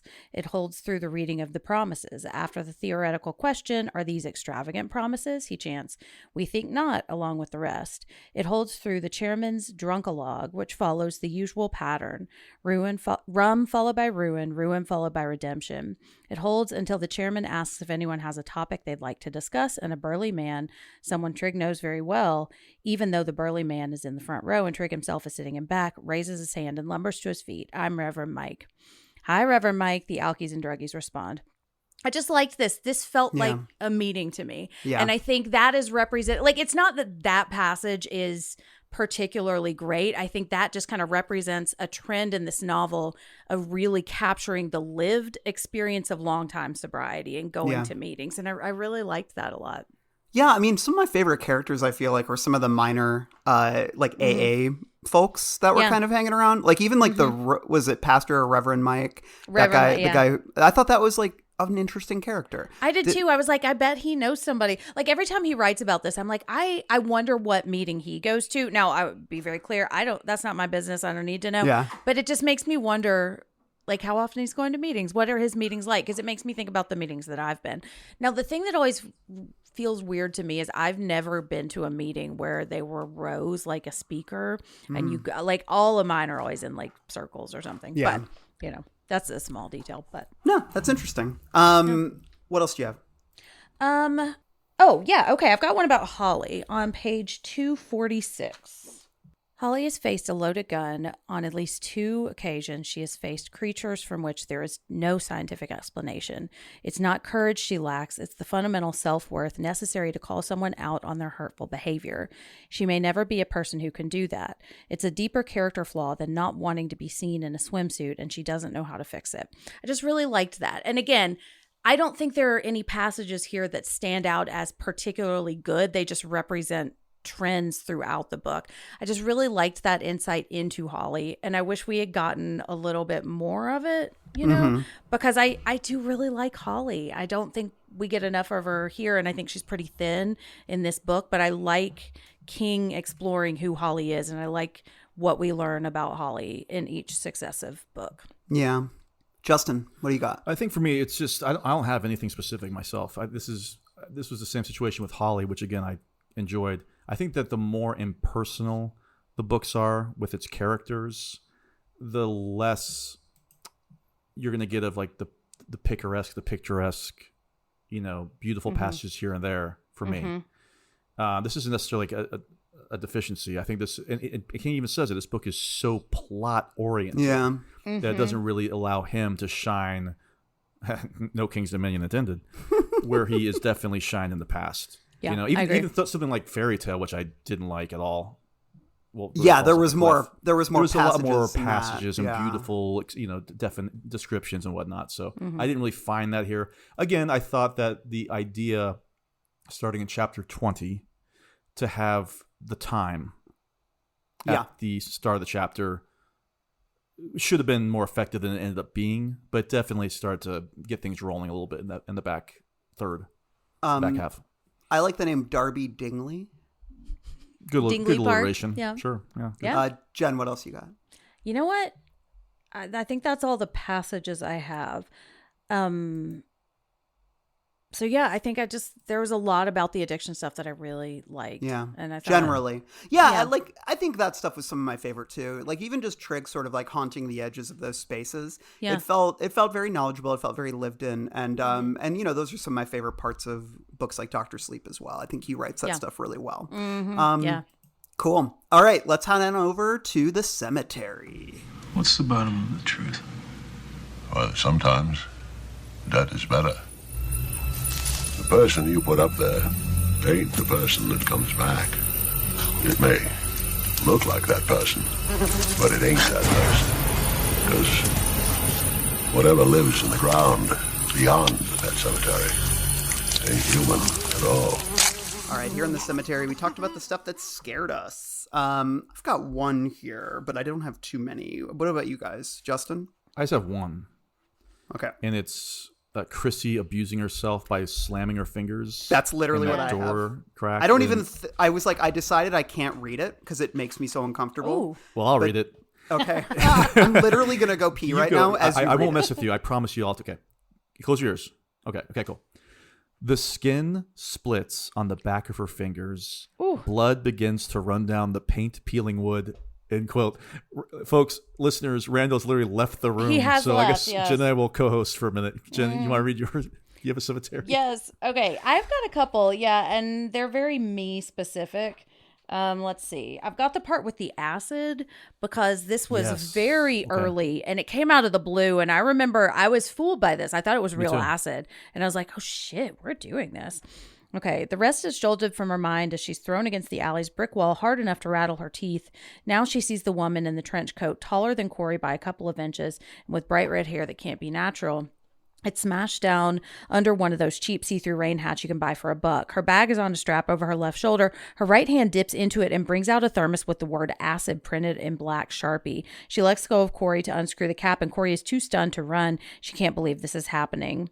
And then later, she doesn't see the redhead exit the alley. She doesn't see anything. She can hardly hear her own screams. The pain has swallowed her whole. I just thought that was so effective. And this early, I was like, okay, shit, this is a scary villain.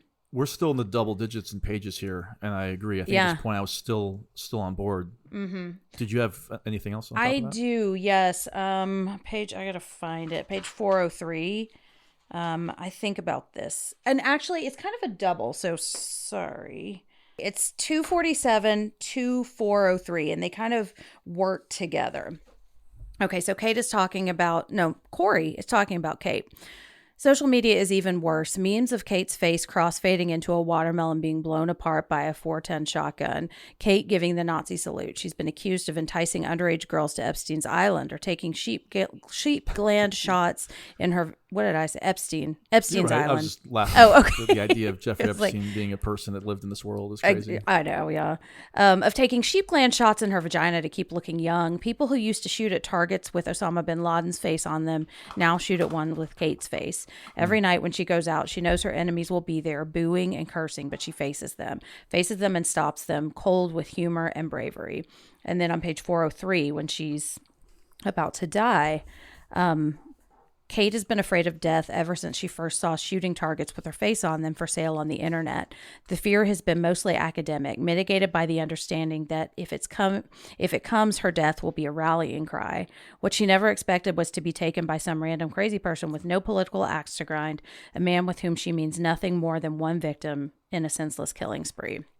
So I really liked those. I thought you know, again, I'm not comparing myself to her, but like people get mad at me. Somebody told me they felt sorry for my cats once because of my women ideas, you know, because they just hate woman power is how I took that. You should be like, oh yeah, well, my cats are women. Exactly. Yeah. I mean, they are, but you know, but I just liked that. That felt very real, and it made me like that felt like an interesting exploration of what it would be like to be her and just to kind of be a woman in the world. Like one of the things I think this book I come away with is just this is not a safe world for women at all. Yeah. You know, and not the book, not the world of this book, but the world itself, you know. Yeah. What if this was the book, Jen, that you're like, this, you know what? Never flinch. Exactly. This is really a tough time for women. All right. It always has been. Anything else in Cemetery? No, that's it. I don't have Thank anything you. else to Thank you for sparing me that reading. The finger in the door thing really fucks me up. I struggle with nail horror. You know. Don't watch Final Destination Bloodlines. Oh, the new one. Which one? I mean, the new one. Yeah. I'll watch it. I'll suffer. Okay. It's so good. Let's move on to Pound Cake. After all you've been taught, Everyone isn't bad, Mama. Everything isn't a sin. come to your closet and pray, ask to be forgiven. He's a nice boy, Mom. You like him. You really like him, Mom. All right. I'm ready for a big fat fucking slice of pound cake. You know what? I only have a couple here, but I swear to you, it's because I knew that Randall I'm on would bring some home for sure. Okay. So, page 19. She's obsessed with this like Buster the Talking Donkey, and she talks about like Yes.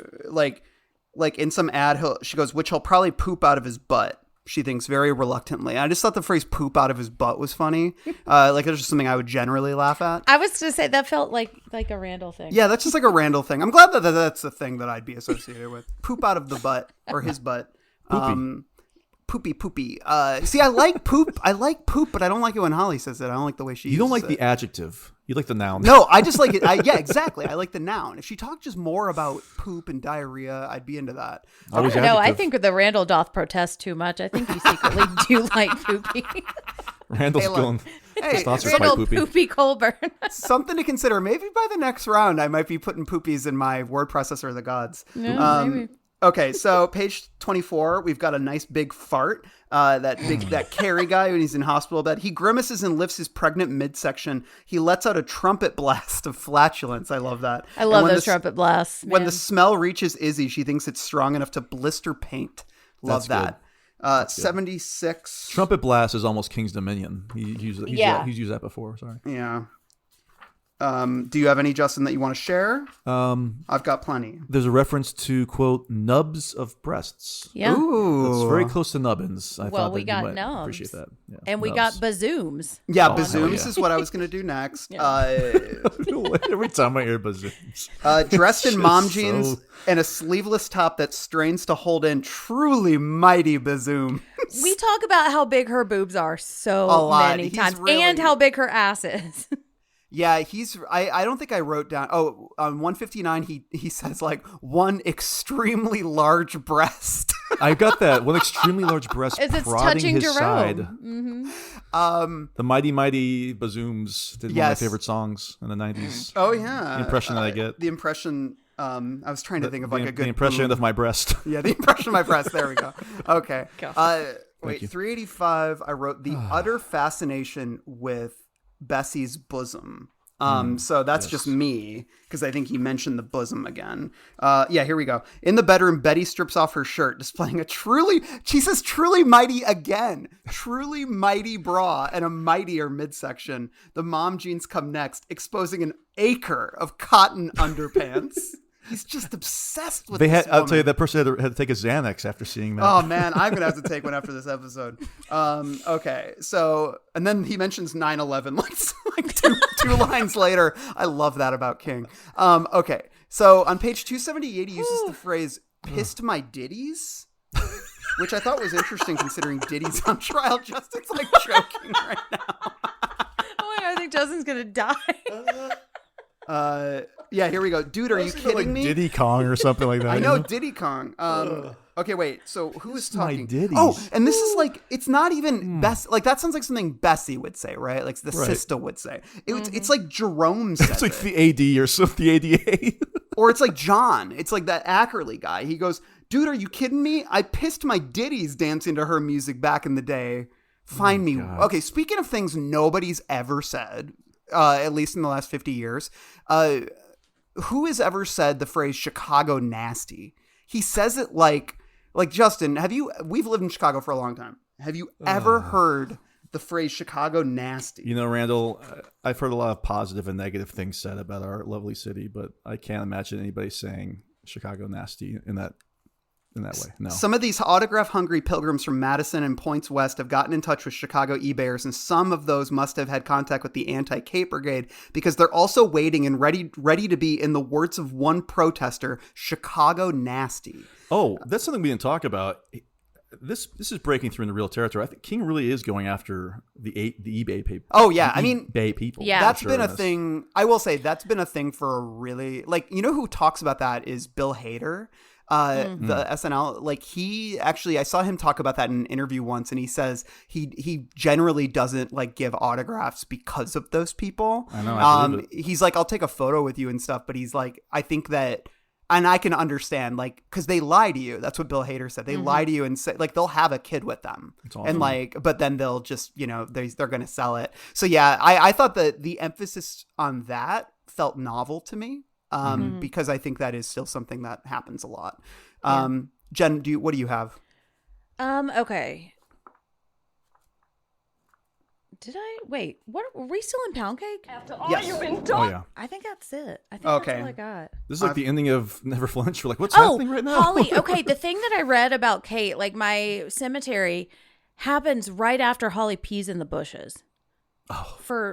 I'm not sure why. I mean, I guess it's very similar. When you gotta go. But when you gotta go, you gotta go. You gotta You know. go. So I don't know. I guess that's all I have really, except I've like got nothing else. we keep hearing about Sister Bessie's boobs. Yeah. Chicago nasty. Well, I had some surprise poops in this section. I can't find the one that's on page 431. I should have marked it. Now, but are I just these wrote literal poops or just the I mean, if they're Chicago under nasty pound cake, Chicago nasty. I can tell you about a Chicago nasty poop. I can tell you about a Cleveland steamer. Cleveland steamer. All right, this is when I'm going to go. Sorry. Jen's gonna leave the room now. Randall and I will take over for a bit. The boys are getting Chicago. Oh my God. We're getting Chicago. Boys are You getting gotta Chicago go. nasty. You gotta go, and the boys will be boys. That's Okay. that's the expression. I have these poops under pound cake, so God. but because they're not necessarily Holly poops, but I can't find. Oh, here it is. Oh no, this is actually just a Holly poop on 431, which Holly knows from Tom Atta and Lou Warwick is utter bull poop. God, I hate that shit. Bull poop. I think I hate it when people like don't swear and they do that instead. Like, I Right. just think it's annoying. Just fucking swear. Just fucking swear. Come on, we're all adults here. I will so- say, here's something. I mean this very sincerely. If King does write the final Holly book and her last line is her saying shit, that would be that funny. would be pretty great. And I mean, and I do like the moments where she's like, "This calls for a fuck," and she she doesn't say frack, you know. But yeah. Okay, this one pissed me off because Frack, I this forgot is about that, too. just King. This isn't Holly. This is page 433 from Buckeye Brandon, actually, who's always got the biggest scoop of the newest poop.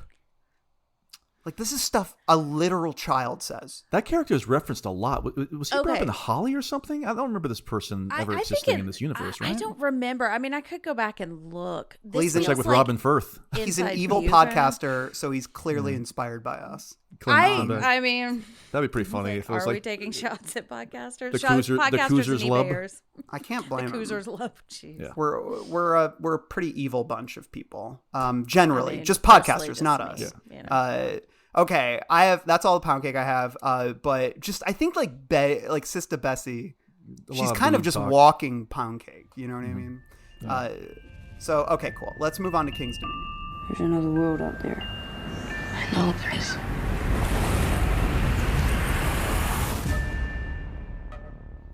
Okay. We're back to 19s. I feel like I remember there weren't many a ton of 19s in 19s. Holly Oh, I got a lot or the of stuff here. Institute. So okay, let's do round robin. Justin, you start, and then Jen, and then me. Okay. The envelope is addressed in capital block letters to Detective Lewis Warwick at 19 Court Plaza. Mm-hmm. Court could also be Crimson King as well too. Okay, well, speaking of, on page 136, we get Crimson Crime. Oh, I missed that. Ooh, I didn't catch that. Nice. Okay. Is your letter okay? I have a 19 on. Oh, here. Oh, yeah, 19 Court Plaza. Okay, so you did that. Yep. Page 220. Someone has a Ruger. I always associate Rugers with the gun that Jake in the Wasteland brings from the world into Midworld, which actually, and it can threaten Randall Flagg because he it's from the real world and not one of Roland's guns. So I always think of Rugers, and King always mentions Rugers, so I got that one. Justin. Good. Carrie Tolliver's hospital room is 419. Ooh. Nice. Okay, we mentioned a couple of times, a character called Kathy Two-Tone, who's got hair, two-tone hair. Mm-hmm. And there's a character, in Rose Matter, I believe, and Desperation. Desperation. Yeah. Is it not? Hold on. It is Rose Matter, and then it is Desperation. Yes. Cynthia. Mm-hmm. Yeah, Cynthia. That's right. She's got two-tone hair. Also, it made me think, like, our friend Rachel has hair. We never call her two-tone Rachel. You know, well, I got news for you. We're gonna start are calling her two-tone Rachel. also, she doesn't have two-tone hair anymore because she dyed it. So. Yeah. Okay. That's true. Someone says in toto, which is what Harold Lauder says. Wow. Yeah. I just always remember that. Great How did I miss that? Oh. I always catch Great that pull. because whenever he uses it, I just always think of Corin Nemec's delivery in the miniseries, like in toto. Anyways, okay, Justin. Izzy refers to known associates as KAs, but read as Ka. Ka. Oh, I did not catch that one. I didn't either. KA capitalized, yeah. Jen. On page 340, they go to a place called Wild Bill's, which is a nod to Green Mile. Oh, yeah. Wow. Yes. Page 292, one of the rooms I think they're in a in a hotel, room 919, which when you add those up is 19. And just the 19 alone. If you took the 19 alone. If you subtract 900, you get 19 too, yeah. There you go. Ah. So, what do you got, Justin? On page sorry, you go, Jen. On page 360, we say Cujo. We sure did. Yes, I don't know what it means, but well, yeah, was he a sports player or something? No, I think he's just being like you're aggressive. Oh, I think he's referencing the dog. I think. Okay. Yeah. Well, Holly has watched King adaptations, I believe. Before, That's true. Yeah, I think that's. This is kind of like how in Cat's Eye they're watching The Dead Zone. This is very exactly yeah. It's exactly. Well, speaking of, actually neither. But in Cycle of the Werewolf, there's a character named Marty Kozlaw. And we also get a Kozlaw at the baseball game. I have that too. Any relation? Good pull. Who knows? Maybe. Who knows? Brady's cousin. I wish that if that person was in a wheelchair, that would have been a great official Marty Kozlaw tie-in. Yes. Then a werewolf attacks him. That would have been fun. A member of the Dufresne jury lived at 487 Hardy. 4 + 8 + 7 = 19. Whoa. Some Gerberlytics. Thank you. Plus.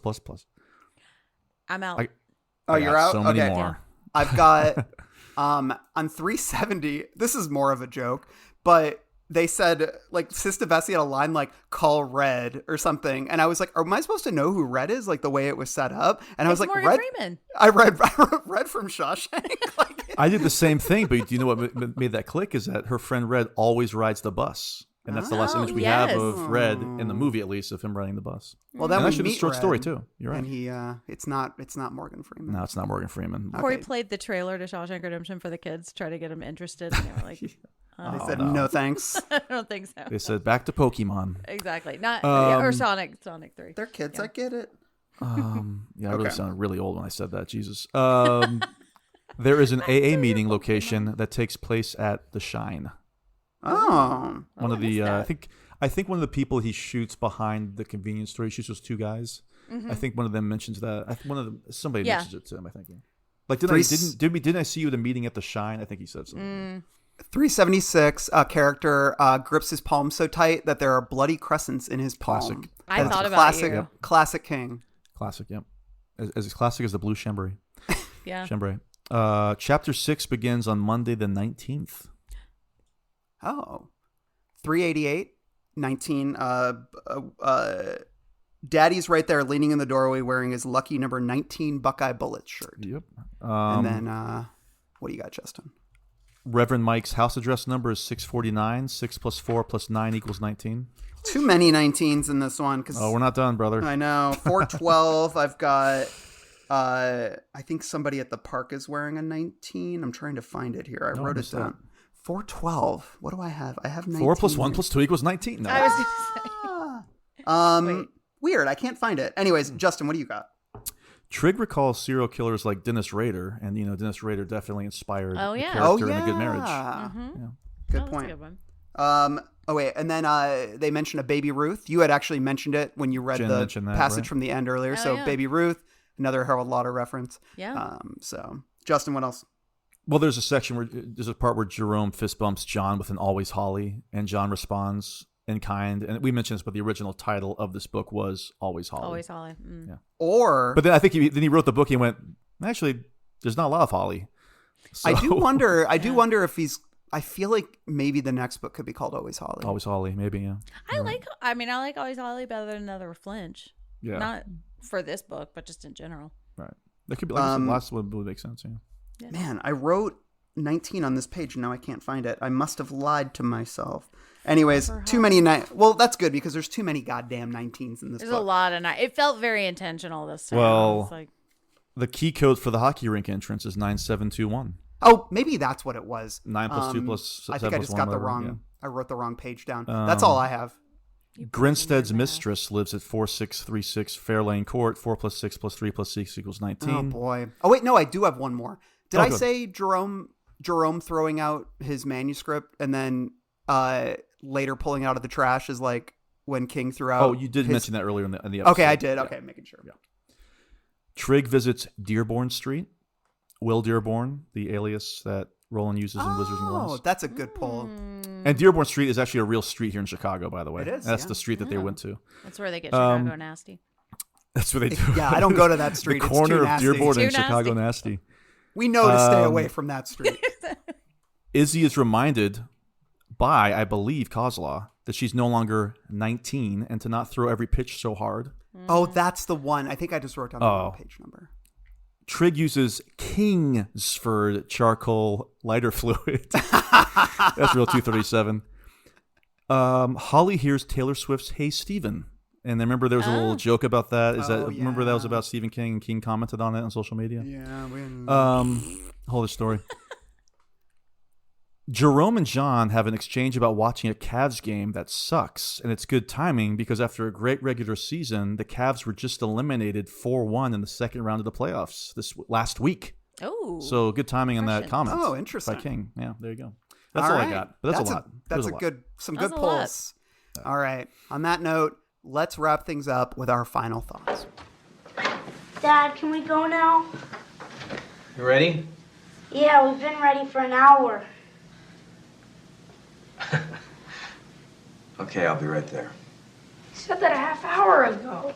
Yeah, my dad's weird. He gets like that when he's writing. Here in Final Thoughts, we share our final thoughts and a bright red Pennywise Clown Nose ranking, and we can do an MVP. Why the hell not? Jen, why don't you kick us off? Okay. Who? I think my MVP. I don't know yet. Is Izzy. I liked Izzy, and I have not liked Izzy before. I've been really annoyed by Izzy before, and I liked learning a little bit more about her. I wish we got a little bit more, but I liked her. I think this is a really, really messy book, and I think I've complained about it a lot in this episode, but I liked it, I think, more than it probably sounds like I did. Like, I did enjoy reading it. I don't know when I'll go back and, like, I won't choose to read this again. I'll read it because there's a reason for me to read it, because we're talking about it on the pod or something. This is one of those books where I get to the end and I really want to see what happens. And I mentioned how I was propelled by it.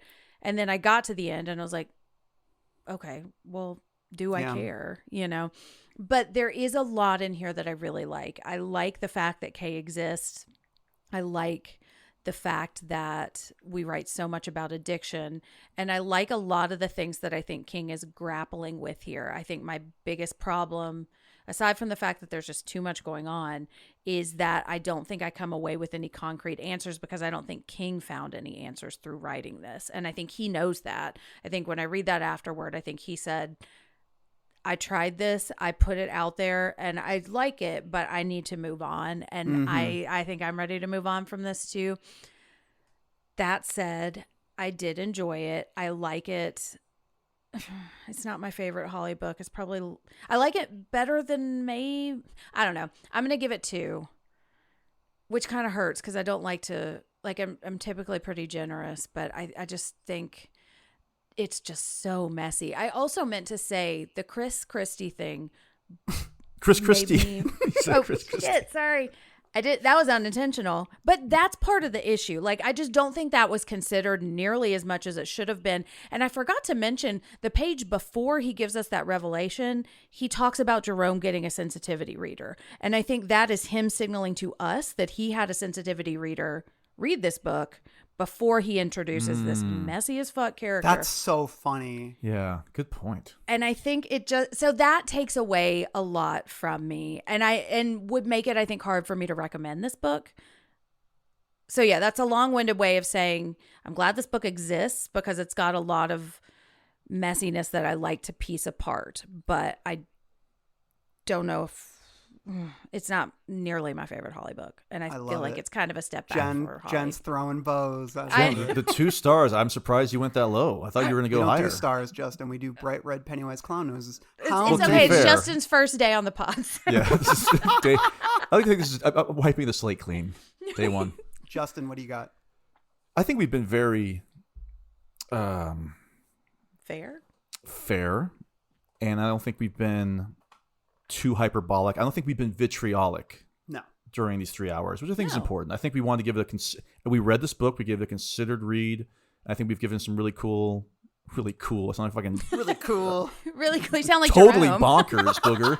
Dude, totally cool episode, man. Totally rad. I think that we've been fair. I really do. And I think that the problem with this book is that I don't believe one character exists. Yeah. And then on top of that, this is I'm looking forward to doing the reread of King, which I do plan on doing. I plan on starting from the beginning and reading the books, especially the ones I haven't read in a while. Just start a podcast about it and talk about it. We should do it. Book and I should call it the Losers Club or something like that. Yeah. Hey, sorry, I'm going to stop it. Copyright? No copyright. This to me, as bad as some other King books that we've read over the years have been, this truly feels like a first or second draft. Yeah. The stitches are so transparent, specifically in that climax, where these 2, I can't remember what the jacket said, Randall, like these just mesmerizing villains are just so easily dispatched of. And we could sit here and say, well, what about how about this? At least fucking killed. Spoiler alert. You know what I mean? Spoiler alert. Spoiler. Oh my God, folks. Hey, this is also on the Patreon for a few months, so get ready. That's true.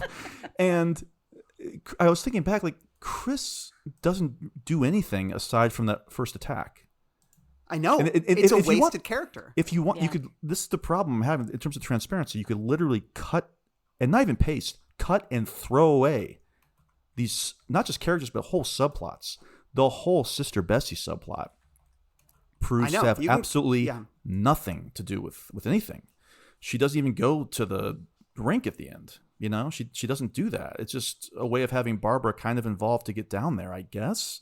We spent a quarter of the book with her in that storyline. Barbara continues to be a remarkable character. Pejorative. We've now, like I said earlier, we have graduated into King, the straight mystery writer. He's no longer truly doing his own investigation into any of these characters like Jerome or Holly, and whatever he's doing is not satisfactory. I can appreciate the fact that King is in his late 70s. This is what he wants to do. We always say these things. He doesn't owe us anything. He could have retired 30, 40 years ago. With a great body. And I'm happy he didn't, because he's also written some great... Yeah, he's written great stuff since then. But what I'm saying is, like, it's so strong. he could have retired. Everything else has been gravy. Like, I'm just grateful for the great stuff we've got over the last 40 years, for example. Yeah. 50 years altogether. Having said that, I don't know. I'm pretty sure I can't name 10 King books worse than this. And it's quite possible I can't name 5 worse than this. It is. I was kind of baffled by the end of it, how bad everything turned out. All of the storylines were unsatisfactory in their climaxes and conclusions and resolutions. I'm not sure what else I can say. I'm very disappointed. I really was going. I always go into a King book, kind of like I go into a 007, like a James Bond movie. Whenever I see that gun barrel across the screen and the music kicks in, I'm like, let's go. I'm back. I'm back. And often the last 10 years, disappointed. This is no exception to that disappointment. I'm going to give it a generous 1.5 bright red Pennywise clown noses, if only because of the literal mystery of who the killer is for the first half of the book. That was something different. I can appreciate that, but I don't appreciate any of the executions of this book. So, yeah. Yeah. Very, very poor book. MVP? I'll say the three of us, we finished the book. I think that not everybody finished this book on this podcast. You know, I can't sit here and scold any of these people either. So I will. But all joking aside, I would say, you know what, softball. I'm in a baseball spirit, and had I known this was going to be a softball book, I would have talked about it with Flieger on our Faithful episode about baseball king stories. So softball, love it. All right, I will. I think. I like what you guys said. I've enjoyed talking about this book a lot more than I've liked reading it. Jen, I feel like, well, both of you guys, I think, raised a lot of good points and helped me see it through a different lens, and I really appreciate that because I don't enjoy not enjoying Stephen King. I really didn't enjoy reading this book, and I found it mostly kind of unpleasant, and it's hard to like. I feel as if it's kind of out of time. I feel as if it's grasping at relevance but falling short. I feel like the plotting is all over the place and messy in ways that I'm just not used to from King. It feels like an early draft, like you said. And, you know, I think it's got a good heart, you know, like there's a nice heart beating under all of this. And I think Holly is a character that King clearly loves. I wish I loved her like he loves her. But I just really don't like her, and I really don't like this world that he's created. I really don't like this supporting cast of people, and you know that's fine. Like, like you said, Justin, he's given me dozens of great books, and I hope he's enjoying writing these. But I would not be reading them if I did not have to for the pod. But I am a completist, so I guess I probably would be reading them anyways. Actually, I'm not a completist, but with King, I am. I think I've invested enough that I have to be at this point. I'm a King pletist. I've read them all. I've read them all. Literally, yeah.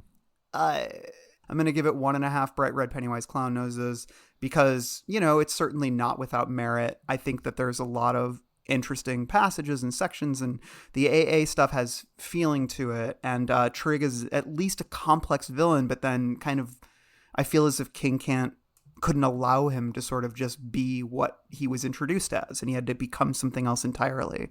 So, 1.5, and my MVP is going to be, let's think here. Softball. No, Reverend Mike. I like that character. I thought he was kind of fun. I thought it was a little weird. I thought, yeah, exactly. I thought it was a little weird. There was like a photo of him getting a blowjob or whatever in his closet. Oh, that was interesting. Yeah. Yeah. All right. I mean, that's fine. It seemed like it was consensual. So, it was just a weird detail to include. But like I thought it was gonna maybe play into something later, but no. I guess it's a 1.66 average noser. That's. Yeah. I wonder if this is one of the lowest. This got to be one of the lowest ones. It's got to be one of the lowest. I mean, if I'm being honest, like, Justin, you say, like, you can't think of 5 books that are better, or, like, you know, I mean, worse. Excuse me. Don't let that be the pull quote. I didn't say better.